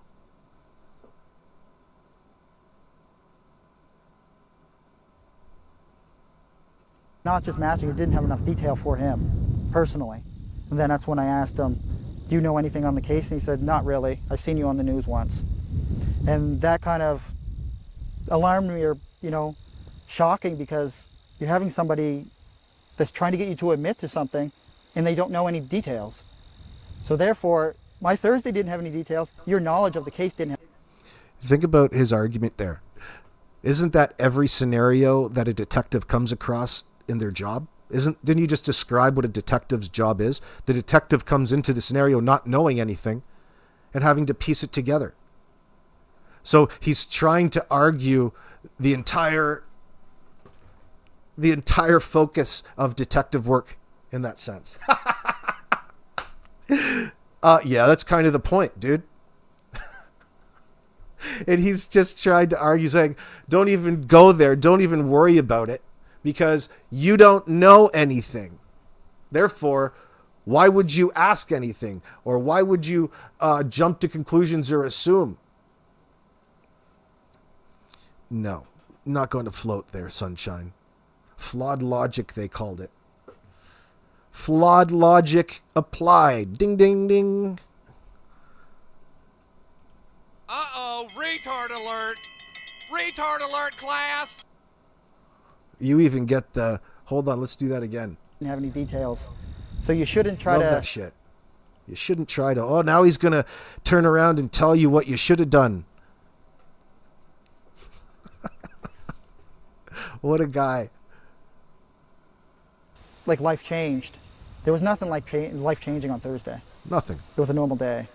So, therefore, there was nothing that needed to be remembered that Celebrate. day until Friday morning. So he was mentioning something along the lines of something happened Thursday night, Yeah. and your story isn't matching up? Yeah, well, not just matching, it didn't have enough detail for him, personally. And then that's when I asked him, do you know anything on the case? And he said, not really. I've seen you on the news once. And that kind of alarmed me, or, you know, shocking, because you're having somebody that's trying to get you to admit to something and they don't know any details. So therefore, my Thursday didn't have any details. Your knowledge of the case didn't have any details. So you shouldn't try to force something on me without knowing any of the background. Uh-oh. Did he make retard alert! Retard alert, class! any accusations at you? Yeah, he did. He said that Thursday didn't have enough details, and we think you did something to the kids Thursday night. And I asked him, like, what are you talking about? Like, I just ran through whole Thursday and Wednesday with you. Like, we just spent the last 20 minutes talking, and there's not enough detail because I thought it was an ordinary day. In the end, like... Oh, yeah. Guys, there wasn't any details because it was just an ordinary day. Nothing says trying to talk yourself out of something like what's coming out of his fucking mouth. It's the opposite of logic in that sense. The complete opposite of logic. Like you would expect that kind of level of shit comes out of a grade 5 in that sense. That's something you would expect a kid to say when you're accusing him of stealing something out of the cookie jar. Like sometimes it's better not to say anything there, Daniel. That would apply to almost every time you got in front of that camera. Cadaver dogs were there. They went through, and the story continues. In conclusion to all this, there's still a lot of work that needs to be done. I'm still helping investigators at every turn we could possibly think of, and hopefully we... Whoa.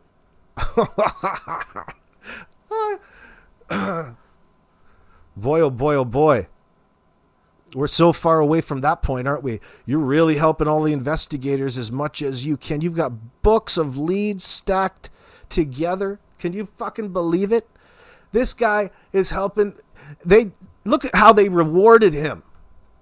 Look at how the RCMP rewarded him for all of his great volunteer work in the disappearance of Jack and Lily.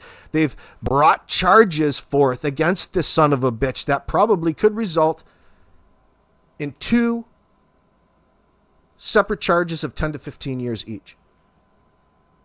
Aggravating factors. And not to mention he's a complete fucking idiot. That will be taken into consideration by a judge in this circumstance. There's a long perverted pattern of behavior to talk about that's really out there. Weirdo. We got one that's short circuit in here. Needs a cold shower. We see some kind of resolution soon, or some kind of outcome that's positive. How's that communication in your relationship with RCMP now, 5 months? Well, there's a little bit of leakage right there. Daniel's really looking for an outcome that's positive to him. But he uses it in such a general manner. He's trying to relate it. Something that you would think that would be important to specify to be that much more of a heartfelt claim or a believable statement. But you want to distance yourself from that, Danny boy.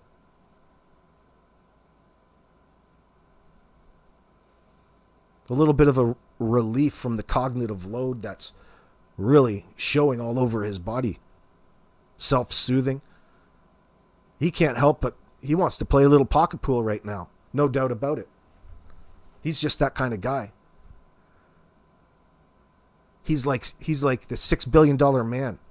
Bionic man. Chronic masturbator.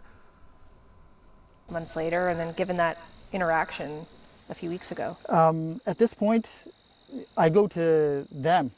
They don't ever come to me. Dude's his own Wi-Fi like, signal. He's vibing so hard. I have to go to them, and it's been like that for a little while now, because I've given them so many leads, and there's only so much I can do. I was told not to pursue any leads, so I'm not the one who's going to be going out there investigating. Why do you pursue leads? Because you're still out there talking to people and finding out new details. By pursuing leads, they mean if I have a lead, I don't track it down in person. But yeah, like, I'm still open to talk to the public. I have no fake accounts. I don't have any... I have no fake accounts, and I'm certainly not a sex offender. Exactly. Anything else you can think of that you're not? Oh, Christ. A deviant psychopath monster runs with scissors, says, bing bong. That's correct. Super Trooper Daniel. He looks a lot like Ace Ventura in that picture. Got your little pedo fro. The boys down at the salon do that for you. Remember, he said the RCMP asked him how they were doing early in the investigation, LOL. Oh, I just love getting together with my friends down at the RCMP. They buy me McDonald's. Oh, fantastic. Another free meal. He's fucking laughing now, is he? All kinds of things to be giggling about around that Garlock Road trailer right now. Bet you it's pretty sullen around the dinner table if there even is one. Pretty sure that front door isn't even fixed yet. You still got that wrench in that door, bitch boy? It would have been so much more fun if you got SWAT out there to take him down. Bring him in today for this nonsense.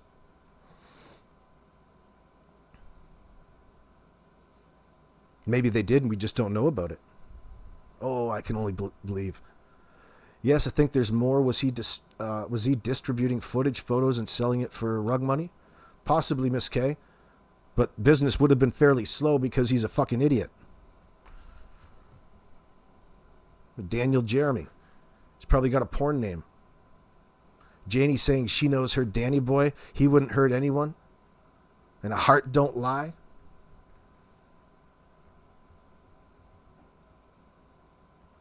She lives in a fantasy world anyway. Cindy 7400, the most attention he's ever had.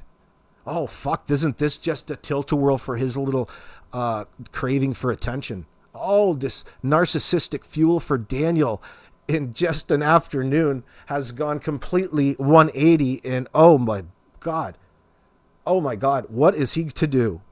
What the fuck are you going to do with that headline? God damn it. I mean, at some point we've talked about this. There's going to come a day where he's not going to be able to talk in front of that mic anymore. And I think that we've probably just come into that cusp. There's no possible way that he's going to even talk on this case. I'm not going to want to. It's going to affect what happens in front of the judge at this point. So it's a real remedy for how this fuckface is running his mouth online. Haley Ryan, thank you for the very much for the $20. I'm in time out for 20 minutes. How could that be? New sub? I appreciate it, Haley. How could... Oh, you just joined. Okay, yeah, that's natural. I think there's a timer on it. You have to be 20 minutes or something, then you can talk. But they'll still take your money. I appreciate that. It might even be a day before you can talk in the comments. I just did that. I put the subscribers and members on. So now I see in my analytics, like all of the sock accounts joining. And then because I know whose sock accounts they are and that I, take up so much real estate in their minds, they want to punish me by unsubscribing right away. Right. So you have this up and down, this up and down with a certain number of sock accounts that fuck with your with your analytics in that sense. It's all in the good fun.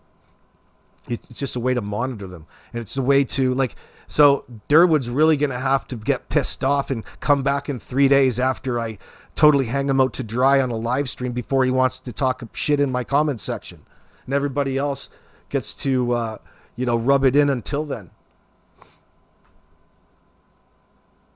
That's really funny. Good to see you, Lindy. But it's usually Kent, too. He's got all kinds of things to say. Of course he does. You're a pedo simp, boy. Now we can walk around and say those words and be accurate. Even more accurate than we were before. And look at that. Look at what's happened. This one will make Janie really turn into a perma-hermit.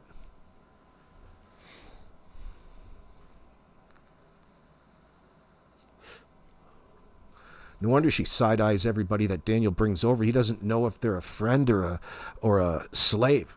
Doesn't know if they're a friend or if they're a victim. Doesn't know how to treat them.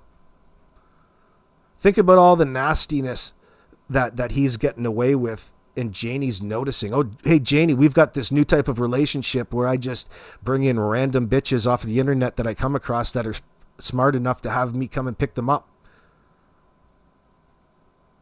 Nobody puts Haley in the corner. Thank you, Haley. I appreciate that. That's very generous of you, darling.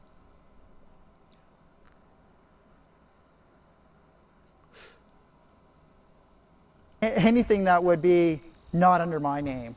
Like, I go fully into every comment. You think he's going to bring those helicopter hands right into the courtroom?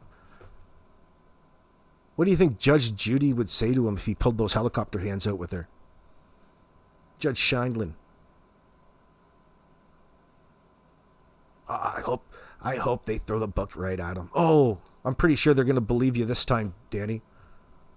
They've probably been looking for a reason to line you up since this got going. You stick out like a sore thumb in that sense. You give yourself away with all of this reverse psychology, criminal, in-your-face denial. But still, with all the things that you've said, Daniel and Janie, you haven't found the right things. It's been giving yourself away every step of the way, whether it's putting the blame onto the victims, putting the blame onto Malaya, anyone but themselves.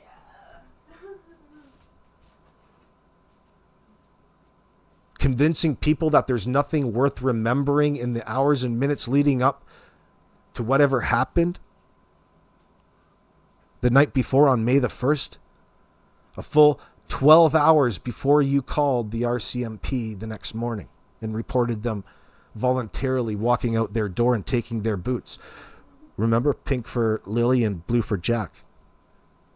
Just like you remembered. With my name present. So I have nothing to hide. People are free to message me whenever, and people are free to discuss anything they want with me. Any angle, any perspective that they have, I'm open to it. And I will pass it along to investigators if it's a solid perspective. Well, yeah, just come to me with any of your suspicions first, and I'll pass them on through to the RCMP, says the soon-to-be SX offender. Shannon, a big hug. Thank you very much. That super sticker means a lot, darling. I appreciate it. Mwah. Thank you. Every tip matters. All 800 and almost 900 of them matter. Do you find that engaging helps for you? It doesn't help me mentally, that's for sure, but I still do it. I'm basically desensitized to all judgment at this point, so if anybody has... Yeah, that's one good thing you have going for you. That's the dissociative fact of the substances that you're on. It's no problem. I'm high AF right now. I'm so detached from any judgment. It doesn't matter to me. You can say anything you want about me. It's not going to bother me. I'm still going to be sitting here denying because I have to. I have to manage my lies, in other words. Look, we didn't kill them kids.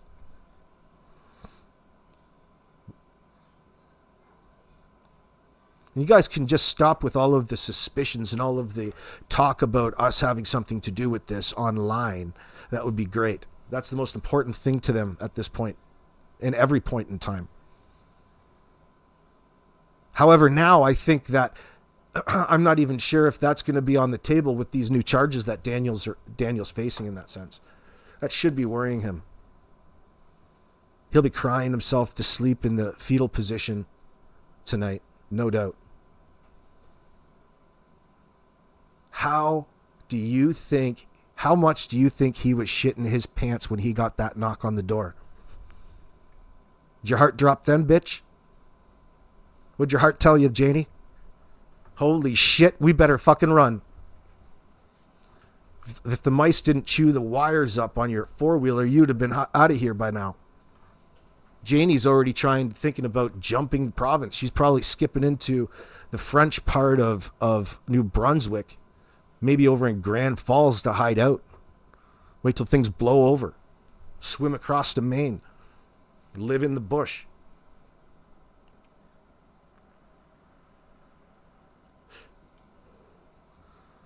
Going to go deep into Quebecois territory, up into northern Quebec to get away from the English-speaking people of this province so they can get on with their lives in peace. At least they don't know what people are talking about.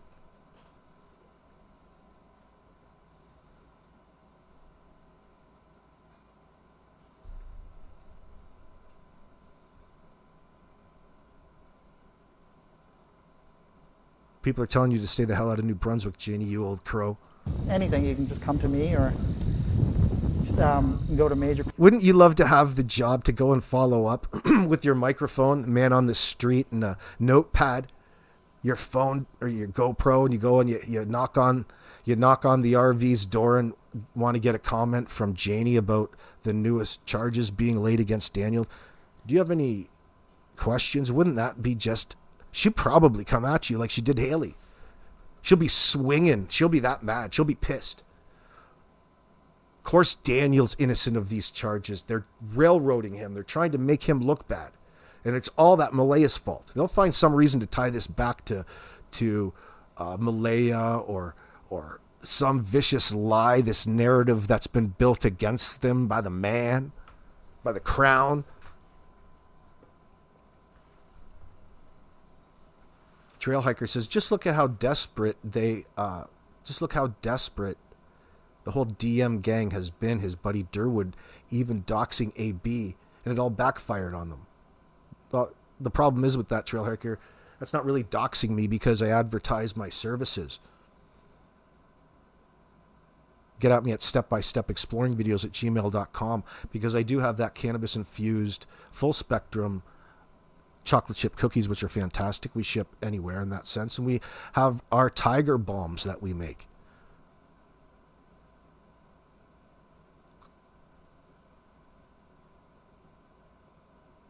So there's no doxing my business. And I've been out there doing it for 6 years now. He's not doxing anybody. He ain't doxing anybody.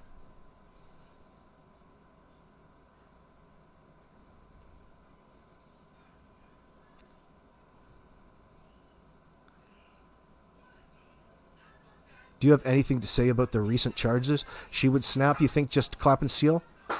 Yeah, she doesn't want to talk about them. I wouldn't think that you could even bribe her with cigarettes and dog treats if you took them. Do you think they're bringing them? Better stop and get the expensive stuff. Listen, I'll bring you the stuff, the salmon. I'll bring you the salmon for little Fluffy, for Tucker. Wait till he goes to the big boy house, Karma Daniel. Wonder what's for dinner. I wonder what his menu looks like.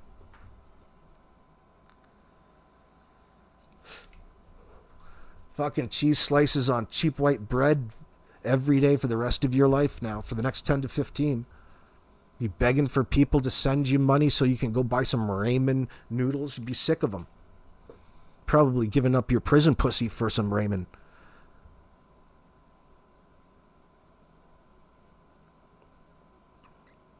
Yes, Anastasia, get at me at my email. You can find it on my Abouts page here on YouTube. Step by Step Exploring Videos at gmail.com is my account email. You can get me there. AB, yes, Meep. Pink Rose is Daniel likes to point his finger elsewhere. We know it's you, Danny. You know, the innocence of the individual took priority since the get-go in all of this. And that's taken up the majority of the conversation brought to us by Daniel. Really anything but situational information or real detailed talk about Jack and Lily. The more that we found out about Jack and Lily and how poorly treated that they were, beyond poorly treated, and Malaya was, and the control factor and the out of control nature of Daniel. And he's really not afraid of it. He talks about it to the point that we get screenshots of his conversations. Like, how stupid does this fucking guy have to be? It's fascinating. It really has been fascinating all of this time. Like, sheer desperation. But he can't shut the hell up. He can't shut the hell up. because he's invited all of this in, and he's factored and bet on his shtick, his bullshit wouldn't raise any suspicion. In fact, they would probably make people believe you that much more. Are you crazy? Are you nuts? We shouldn't expect it to make any sense, considering the fact that it's all induced by his substance use.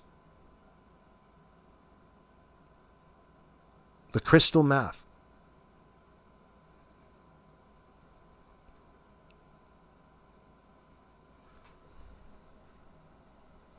Crimes, you can go to your local police department, they'll pass along tips, or Crime Stoppers. Because this whole situation has drug on for way too long, and it's absolutely destroying everyone involved. So what does this... Oh, wait till you get a load of the next charges, Daniel. It's absolutely destroying everybody involved. Wait till these charges come rolling through. Holy Hannah. Tell you now that the cadaver dogs were in, they didn't find anything. Do you think, like, the part on the woods, do you think that's case closed? It should be case closed. It should have been case closed from the very start. Because with the amount of resources, the technology, and amount of searchers, and everyone deployed in that first initial search, that was a lot. That was an 8-kilometer radius outwards. And it's just the amount of money and people's time, injuries that were sustained during that. It's just, people should have just opened their eyes to see. It all comes back to him being innocent. See, there's two different things. He's talking about something completely different than she's asking about, and he's trying to weave it in. You understand what's going on here? He's talking and associating the efforts to his innocence and any wrongdoing, and Allie is associating all of the efforts to finding Jack and Lily. They both are having two different conversations, bros.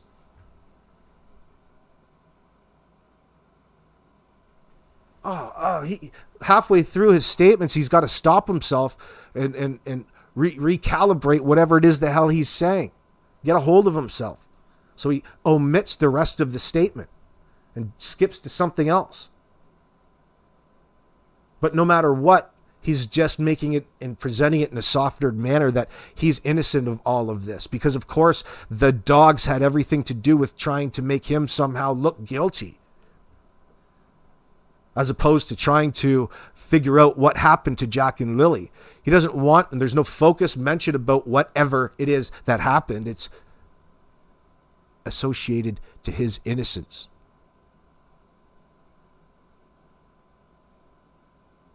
Another way that you can tell he's guilty as fuck. He was a mess in this interview. I think he was feeling the heat. He had the metaphorical heat, that is, Darlene. As much heat as you can feel in Nova Scotia in fall. Had to take off his coat. Woo! Look at that bracelet he's got on. He's got 2. Did you pay Kent for those? Wow, what a fantastic gesture. That's how you're glorifying this tragedy. And that's exactly, he's commemorating this tragedy, well, Daniel, under the guise of spreading Kent's awareness. Robin Edgeworth says, who's going to start a GoFundMe for Danny Boy's lawyer, LMAO? Kent. Thank you for the $5, Robin. I appreciate that. No doubt.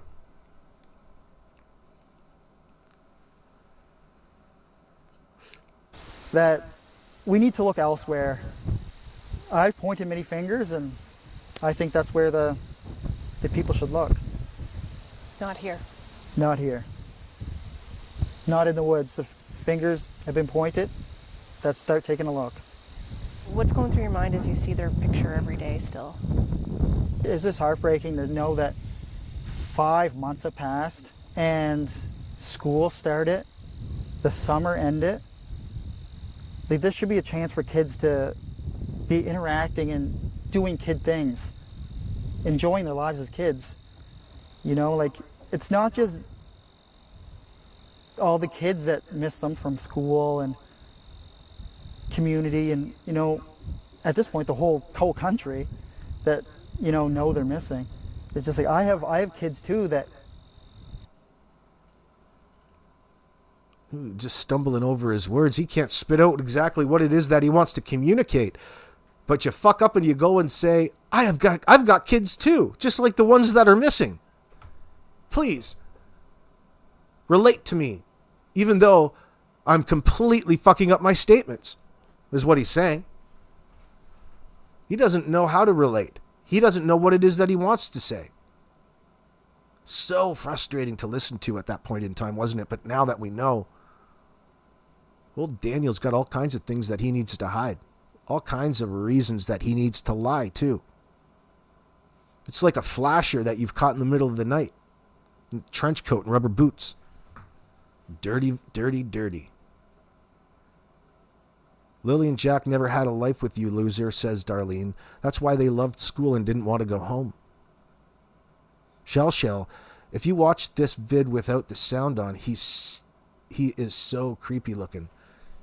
Oh yeah, there's definitely other effects. There's an outside force affecting his movements because he has to vocalize and he's terrified. What you're seeing is the fear that comes from deep inside about the source of what forces him to lie in this situation. And that has a direct relationship to the fate of Jack and Lily in this circumstance, sadly. It's just a narrative out there that Daniel's just a big fucking monster. He's just a monster. Really? Well, all of these statements made by him really take a different tone now that you have this fed to you. Oh, it's ship sailed. I'm too old for that, Cindy. I'd work for one, though.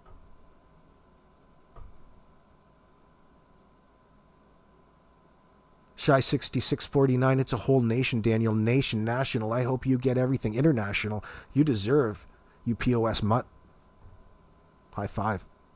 Janie, did your heart tell you Daniel was a deviant, or did you know already?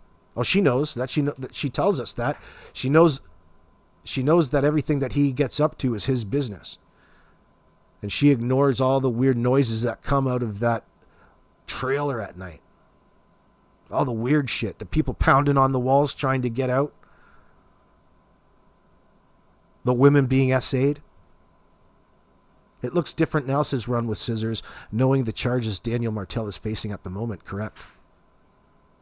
Mayflower, his kids said he ABUSCD Lily and Jack. Now they will hear their dad is an SO and deviant. Poor kids. Well, there goes that excuse for him now. Can't use that now. All of these, it's going to be a lot more difficult now to make yourself out look like a victim for everybody on a YouTube live stream with your friends, Danny boy. Even Dirty Derwood didn't even see this one coming. This is going to be a kick in the nuts to his narrative. Oh, I can't endorse any of his actions, but I'm sure he's innocent. And he'll misrepresent the law in some sort of way to justify his greasiness. Know that they're missing too. And that's heartbreaking for them.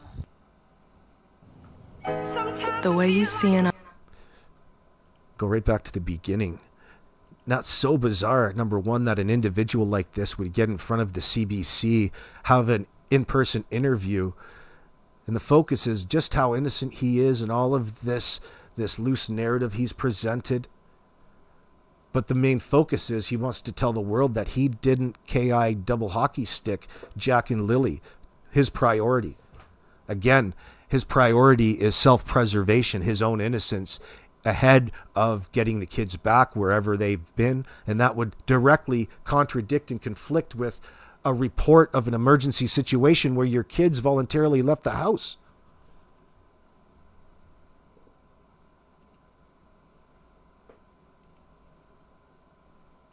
Didn't kill Lily and Jack. It's been 6 weeks now since you've seen Lily and Jack. I just want to ask, how are you holding up? It's been a long 6 weeks. I know that everybody basically in the world at this point is always wanting to know what happened. It's been from sadness to anger at this point. And I know the RCMP. Interesting that he presents everybody in the world now wants to know what happened. Interesting. Well, to me, that tells me that he knows something happened. He knows what it is that something is that happened. And the world wants to know about it rather than be an actual victim of a stranger abduction, and he's in the dark about where the kids are, and it's just so hard to go through because the unknowing, the not knowing. His priority is self rather than the kids.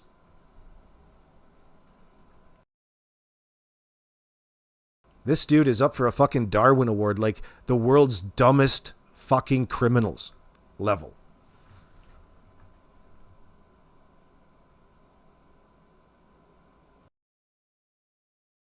You know what's worse than having the worst story in the world when 2 kids go missing? Having to go and reinforce that story over and over again and defend it at all costs because the lying never stops. And it's their story that they presented the world is an advertisement for just how guilty. It's an embedded admission in of itself.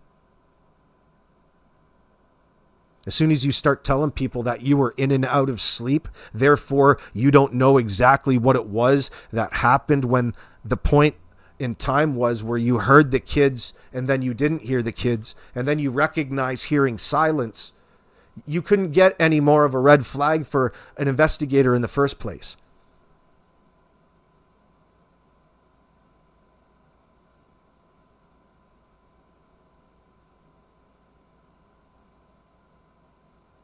Oh my God, he has the same shirt and Timu necklace on as when he got arrested. Mayflower says, yes. He has that striped shirt on, prison stripes.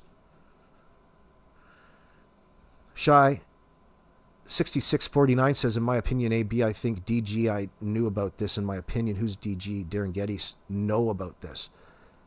In my opinion, I think it's, if not what happened to the kids, then this connection is what's the conflict between them. I don't think that there is actually any legitimate conflict between them, Shy. Don't even believe any of that nonsense, number one, please. In my opinion, the women he S.A. Yeah, and could know. It's my opinion. That's, yeah, I get what you're saying. Don't try to figure too much out from the information that you were given by these liars in that sense. The truth just presented itself. And it's currently going through the process of being proven in court. Major development, major step in the right direction.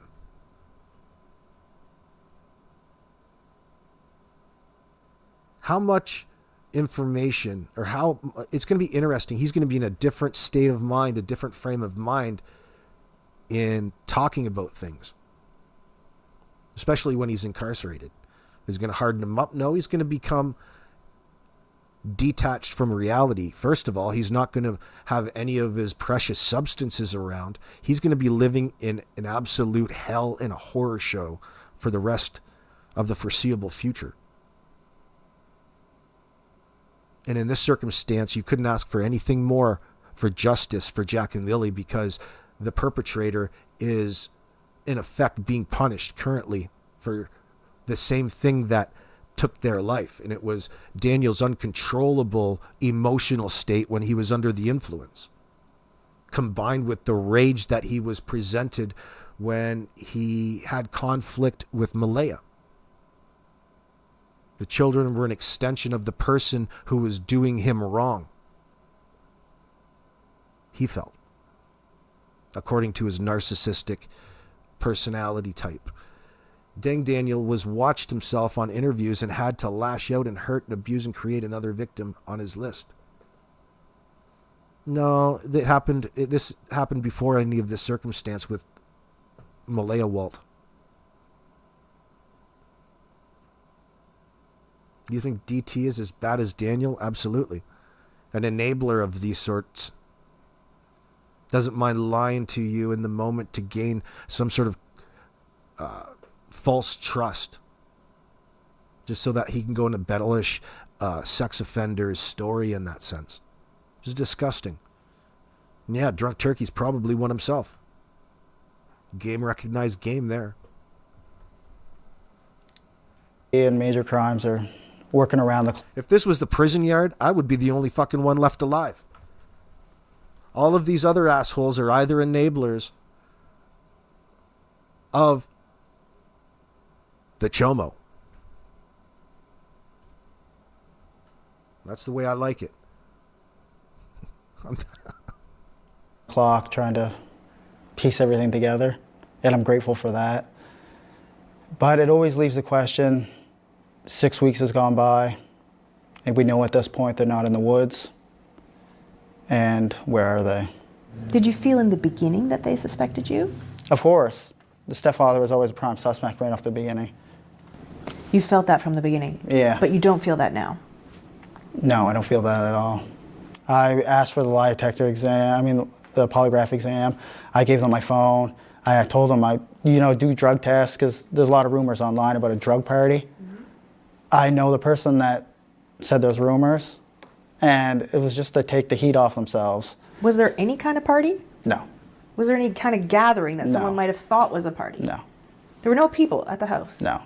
Not the night before. Okay, you mentioned you offered to take a polygraph test. Yeah. Did the RCMP take you up on that? Yes, they did. And how did that unfold? That unfolded in my favor. They obviously know I wasn't lying about anything. So they said, yep. Oh, isn't that nice? What a creature. Oh. Just kind of presuming and assuming. They knew right away that I was innocent. They know right away that I'm innocent. Misrepresenting it completely, but listen. People charged with crimes in Canada can get bail, called judicial interim release, or just bail. But the system is very different from the U.S. No bail bondsmen, no for-profit bail bond companies, and no bounty hunters. There is right to bail under Section 11E of the Canadian Charter of Rights and Freedoms. Everyone charged with an offense has the right not to be denied reasonable bail without just cause. The default is release unless the Crown proves detention is justified. Now, there's a bail hearing. If police don't release you right away via appearance notice, promise to appear, you get a bail hearing, usually within 24 hours or as soon as possible. A judge or justice of the peace decides if you can be released pending trial, and if so, under what conditions. How release works. Release on your own recognizance, which is a promise to appear, with or without conditions. Example, no contact with certain people, curfew, stay in province. Promise not to be a douchebag. Sometimes a surety, which is a trusted person like family or friend, or Janie maybe, promises to supervise your punk ass and may pledge money or assets like that broken down RV in the driveway. If you breach conditions, they could forfeit that RV in the driveway. Oh my God, wouldn't that be a godsend? Now, there's also cash deposit, which is rare and only in specific cases. Like if you're not a resident of the province or live far away, it's a direct deposit to court, not through a middleman, and you get it back if you comply. You can pay a company to post bail for you. The system avoids making release depend heavily on money to prevent it from discriminating against people like Janie and Daniel.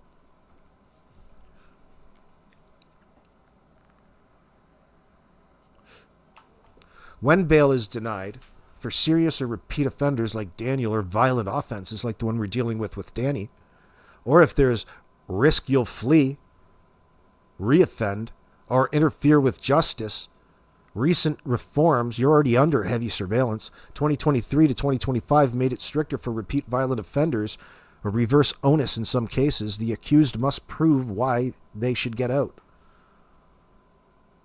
That would be nice in the circumstance, just to hear him grovel. Conditions, if released, you might face strict rules like house arrest, ankle monitoring, weapons bans, no alcohol or rugs. Breaching them can lead to new charges and revocation. Oh yeah, let's tickle this elephant.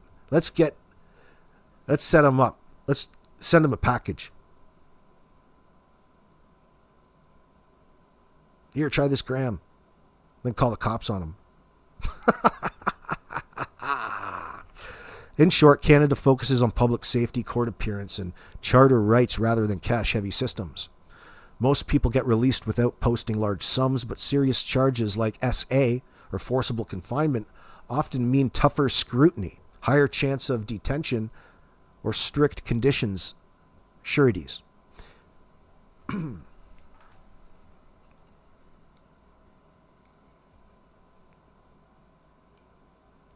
Great, thank you. Come in for a polygraph test. Yeah, it took a little while to set up. And when did you do that test? oh, I don't know the exact date, but that would be at least 3 weeks ago, probably. So roughly 3 weeks after the disappearance. Yeah. And I think most Canadians wouldn't have any idea what's involved with that. Can you describe the process? You go in and just tell us right from the start. We go in, sit down in a big comfy chair, and they have multiple sensory pads. You have them underneath your forearms, you have them underneath your butt, and you have them underneath your feet with your shoes off. You have a sweat gland on one finger. You have a measuring instrument for blood flow that goes in and out of your hand. And you have a cuff on your arm for blood pressure to measure your pulse. Were you nervous? Yeah, I was extremely nervous. Especially with the first question they asked you, did you kill Lily and Jack? That was Talk about giving himself away again.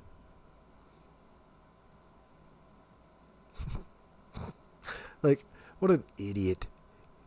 He was smiling so much when he was talking about the lie detector, like a kid getting their report card on the last day of school. Yeah, and him changing all the grades from C's to B's. was the first question they asked you. Yeah. What was that mean, Danny? What went through your mind when someone's asking you that question so point blank like that? Your mind has a massive release of chemicals, I guess you would call them. But definitely in his mind. It's like your stress levels just astronomically through the roof, and your body doesn't know what to do. It's called your fight or flight. It's triggered and vibrating all the time with that you keep packing in your system, Smokey.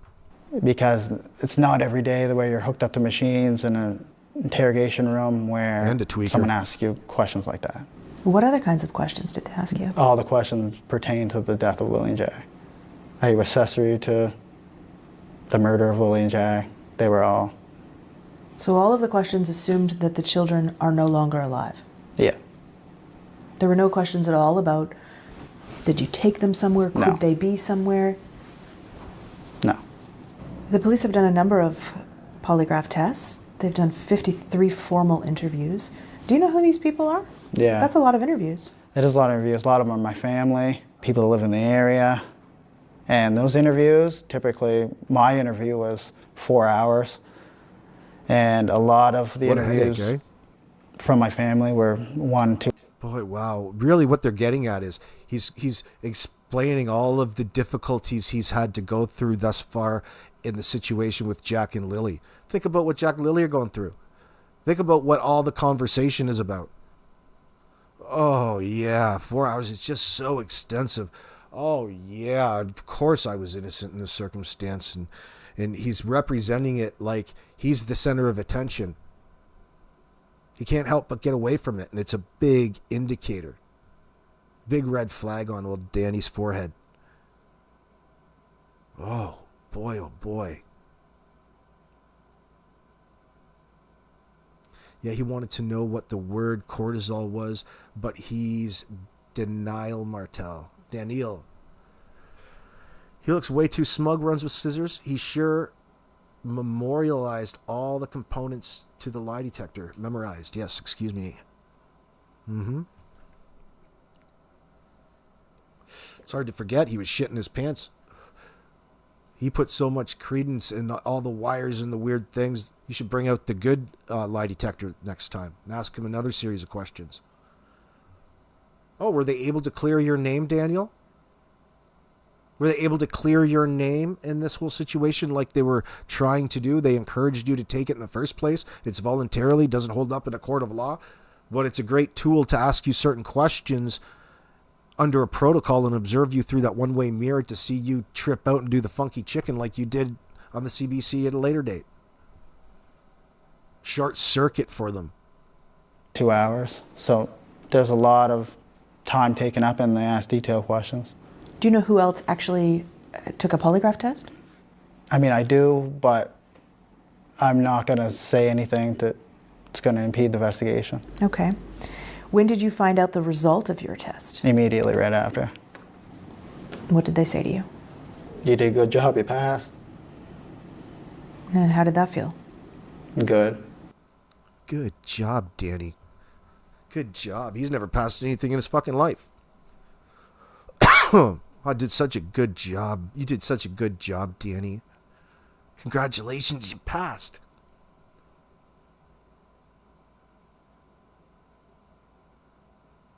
I'm getting some enjoyment out of all of this because he thinks it really does mean that they think he didn't do anything.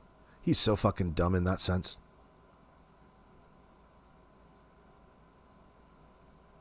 The fact that he goes and wants to impress that ignorance onto a greater audience who knows a lot better than he does in the first place and misrepresent it is another tell.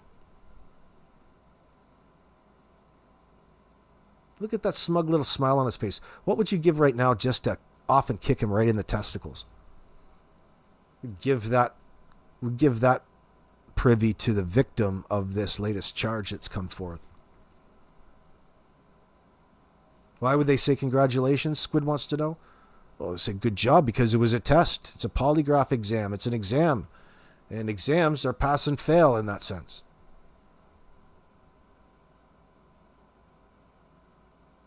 You got chipmunk cheeks? Like, I don't know what's going on with this fucking guy. He's just in his own little world, isn't it? Always wearing the same fucking clothes on TV. Looks like he just woke up from sleeping on the couch, for crying out loud. This unkept beard that he's got. He's taking up most of his time just looking in the mirror, falling in love with himself, playing with himself. Scrolling on that phone of his. Hooked to Facebook dating. He's never been off it this whole time. Always talking to the ladies. Always looking for the sluts. Trying to organize himself a coke and slut party in that sense. He's a real Nikki Sixx. He's a real Tommy Lee. In his mind. But it doesn't come across like that. He's just an uncontrollable maniac. Who uses force to impose his will on women.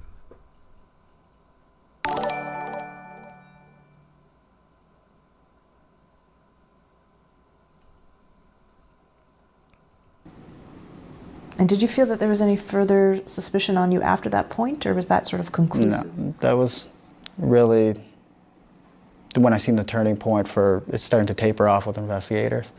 Do you know if Malaya has taken one? I don't know if I can say it, but I will anyway. Yes, she did take one. Okay, she took one. Do you know the result? No. RCMP wouldn't let tell me I asked. You said you feel like everyone in the world wants to know what happened to Lily and Jack. Yeah. Why do you think that is? Why do you think this is getting so much attention? Well, just the mysterious and nature of everything and how strange everything is. The RCMP, you know, I mean, they have to keep a tight lip on everything. Like what in particular exactly is mysterious about it there, fun boy? See, doesn't he give himself away as to the reason why he's insinuating and talking in circles? Because he himself is trying to emphasize to the public the mysterious nature of it all. Presenting both sides and where that mystery really lies. But he really fucks up doing so. This is a really bad time for your first attempt at a screenplay, bro.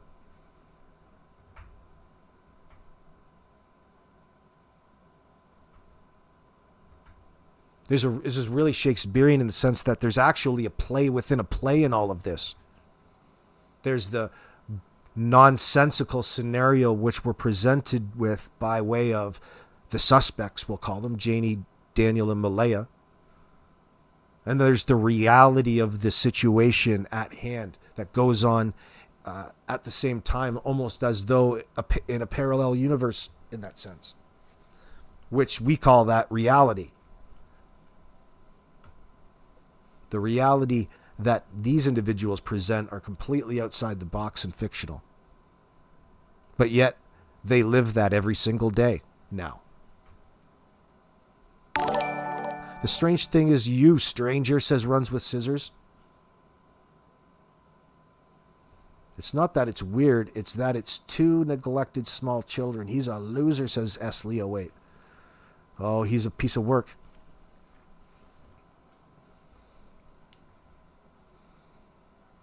You know, I could appreciate if Malaya didn't really want the public to know all of the intricate details of the way that this fucking scumbag mistreated her. I could respect that. It still doesn't mean she shouldn't be talking to the psychologists at the RCMP in this sense. And I'm not pretending that I'm bringing this forth. They're professionals. They're already way ahead of me in that sense. I'm just bringing it up because we're talking about it. I'm not trying to pretend I'm something I'm not. Corey Edwards, where I live, if they can't get you in a charge and make it stick, they just wait, then get you in building a case. That's generally how it works, especially a scoundrel like this. The fact that he's going to become an RSO would give those investigators that much more motivation, you would think, to find reasons to tie the two together. Ask the questions that you may not have asked in the first 6 weeks of this situation. It's a different world today.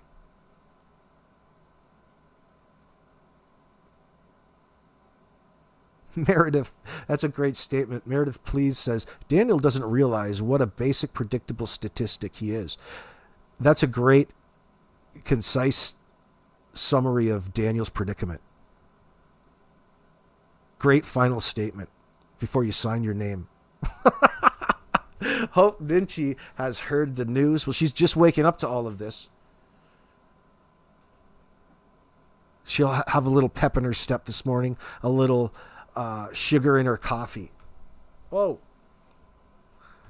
The more that you digest what that means in context to the greater investigation, the more you realize that it's important, because it puts Daniel in a different scope. It puts him in a different light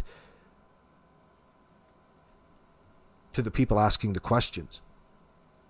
Daniel's not this good-hearted sex offender. Oh, it's okay. It's okay, Joe. He's the good type of RSO. He's helping us out.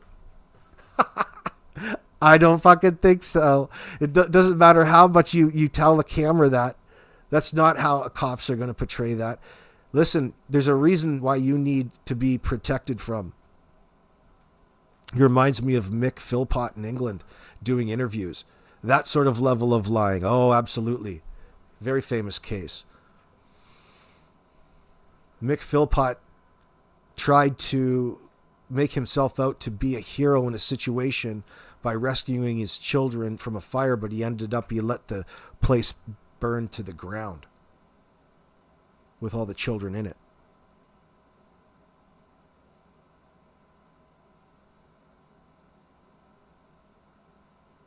What's his nickname, Corey Edwards? Mick Philpott had a nickname too. I can't remember it.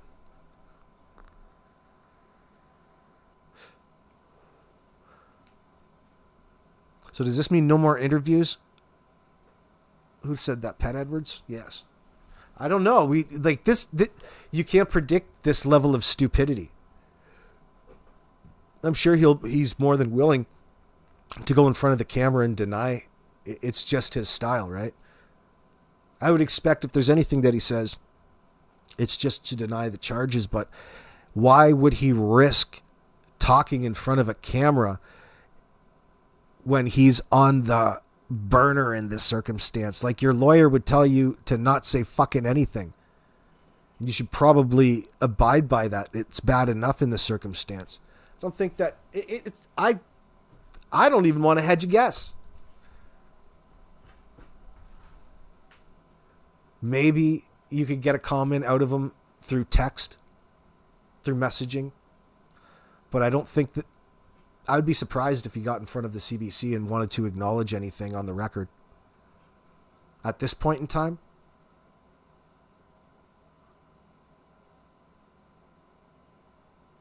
you know, I don't even mind risking sounding like he's already been found guilty of everything in the circumstance. I don't even mind doing that today in this circumstance. We'll wait and see.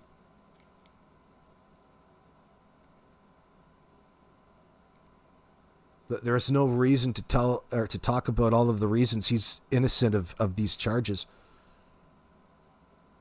The more we knew about the accusations, the more accurate of a depiction we get to know about the things that he is hiding. It's going to be difficult for him to speak on such things. Unless you text him through Facebook dating. Maybe you'll be able to get something through him that way. Oh, yeah. The only way to get any sort of confession out of this guy is to message him on Facebook dating. We know where he is. But there's a lot more that meets the eye with the case. Is there something that you think there's the understatement public of the year, doesn't Danny. know that you can share that you want the public to know? That's a hard one because I don't want to impede the investigation in any way. It is still a missing persons investigation. It hasn't pivoted to any type of criminal investigation. Well, we sure pivoted today there, Danny boy. We sure did a little pivot today there, Sunshine. It has everything to do with these charges that you were arrested for. Mr. 10 to 15. Well, no sense having to trick them into staying overnight in a cell to interview him. They're going to have that pretty much wrapped up. They'll be able to talk to him anytime that they want. They know where he is. They feed him 3 times a day. Why so hesitant to talk in more detail about an issue of public safety in that sense, Mr. We're desperate to get our kids back? You don't want to ruin the investigation. You don't want to impede the investigation by talking openly about the case, the tragedy that we're going through as a nation at this point in time, as a community of regular people who care about their children and protect them at all costs.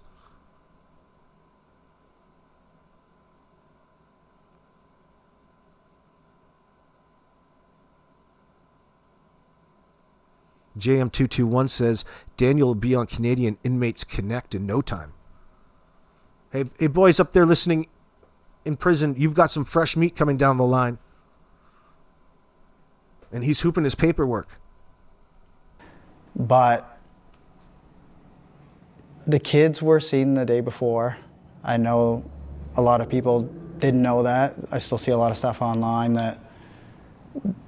Priority right away is self, his reputation. People, please, it's very hard when you guys are accusing me of such heinous acts and heinous things. Well, what about this?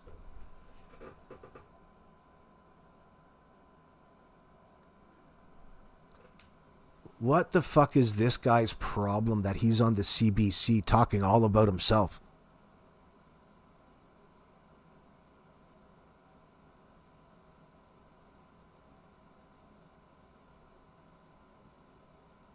There's got to be a little truth behind that, because really they don't want to get caught. And they're really saying that in a minimalist type of way. Guys, please talk about anything but the truth in that sense. We're here to talk about anything about this circumstance except the reality and the truth. We're unwilling to acknowledge the determining factors of what life was like for Jack and Lily and the circumstances leading up to their disappearance. And you want to represent your life as just tickety-boo, that it couldn't have been better and you guys were just so in love This is the type of unrealistic nonsense that you put upon Malaya in the first place. You made it that way. Like it or not. This is the opposite of a healthy relationship, Danny. You didn't want to be in one in the first place.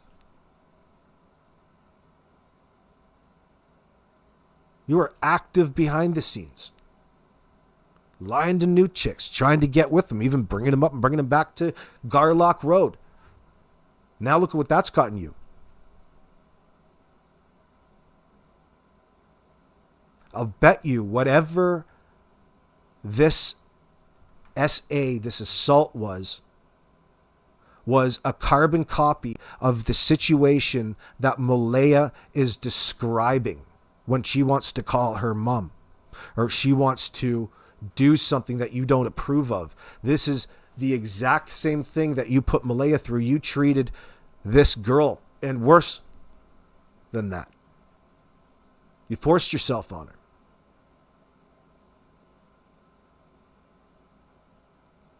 Forcible confinement, an aggravating factor.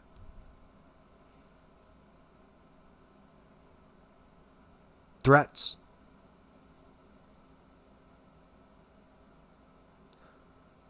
All of these things from an individual who was claiming to have a special bond with two children who are now missing.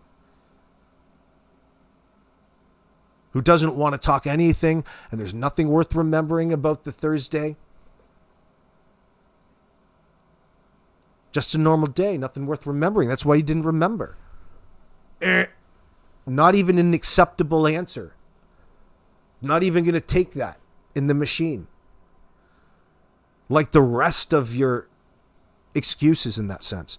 Sure, they're excuses. They're what you come out with. They're what you say. But they're not acceptable in the legal sense. Meaning your answer to that, which is unacceptable, forces the cops to take it to the next level. That is your answer. Your refusal to answer is your answer. You didn't just stay silent, though. You offered up an alternative theory, an alternative, a lie, a conspiracy.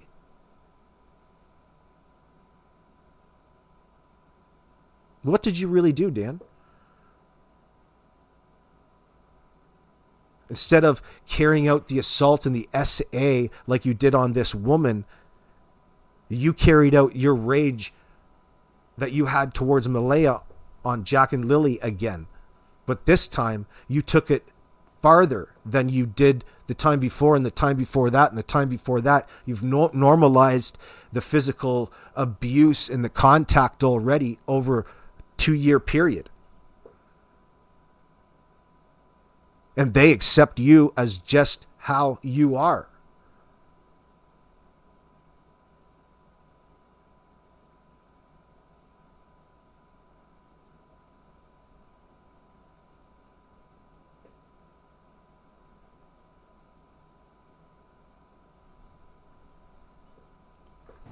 The kids could have been missing for days. They were out of school for days, and they were seen in the Glasgow area on camera the day before this appearance in the afternoon. Where was that? I don't know if I can say that, but it was near the Highland Square Mall. Was it with you?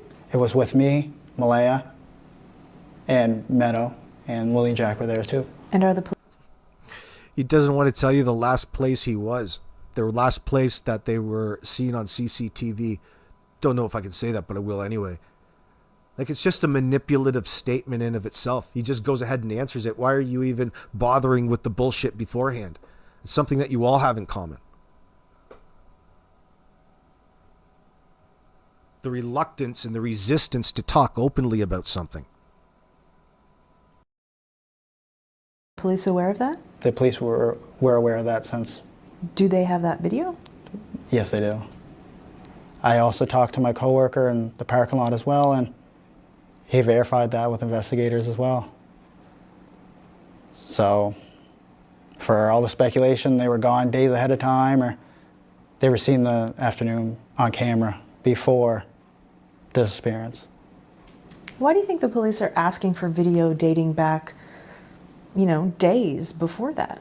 Well, the reason for that is they want to see the traffic of the vehicles on the roads in the area, right?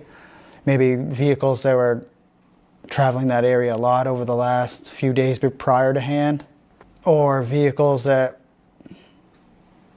weren't seen in the area, or vehicles that were seen in the area, like local people that are, making frequent trips past the house, or which it's all considered evidence. I mean, the more pictures and videos is the better.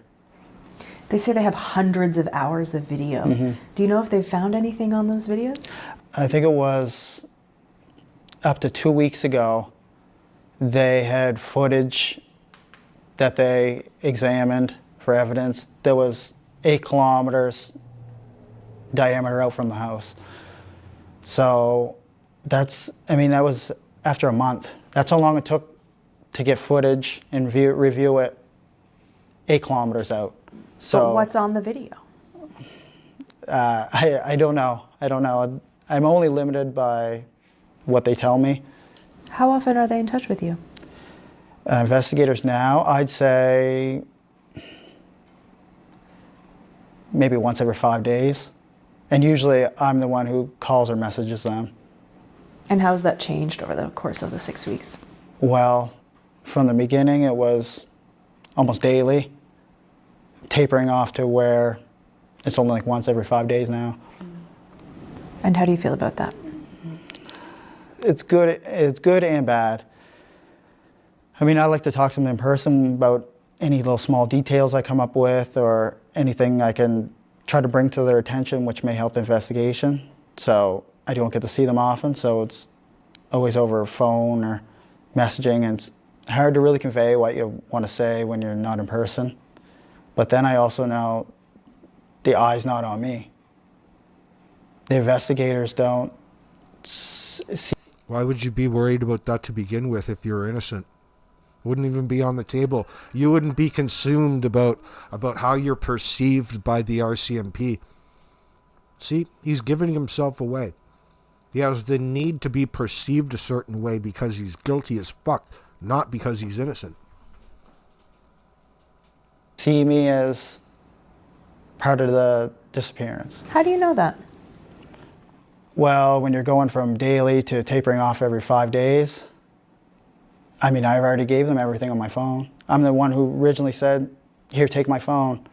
We'll go through all my banking information. We'll go through all my stuff on my GPS from Google. And you were offering all that up right from the Yeah, I beginning. offered everything. And why were you doing that? To show them that I want to get the investigation moving. I know I have nothing to do with any of it. A lot of speculation is, you killed the kids. We'll come out and say it straight as it is. What do you think when you read that? Yeah, you guys were buffering? We'll just give it a sec. We had a spot like that yesterday as well. Just give it a few minutes. Come on. Hurry up. Let me close something out. My apologies if you're buffering.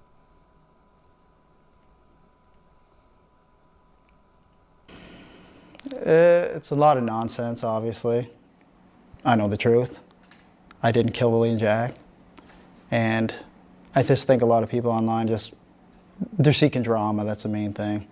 Everybody's allowed their own opinion, like I said before, but it's hard on the people that were actually there and missing the children. Still haven't got to see any of my kids, including Lily and Jack. And that's been really tough, going from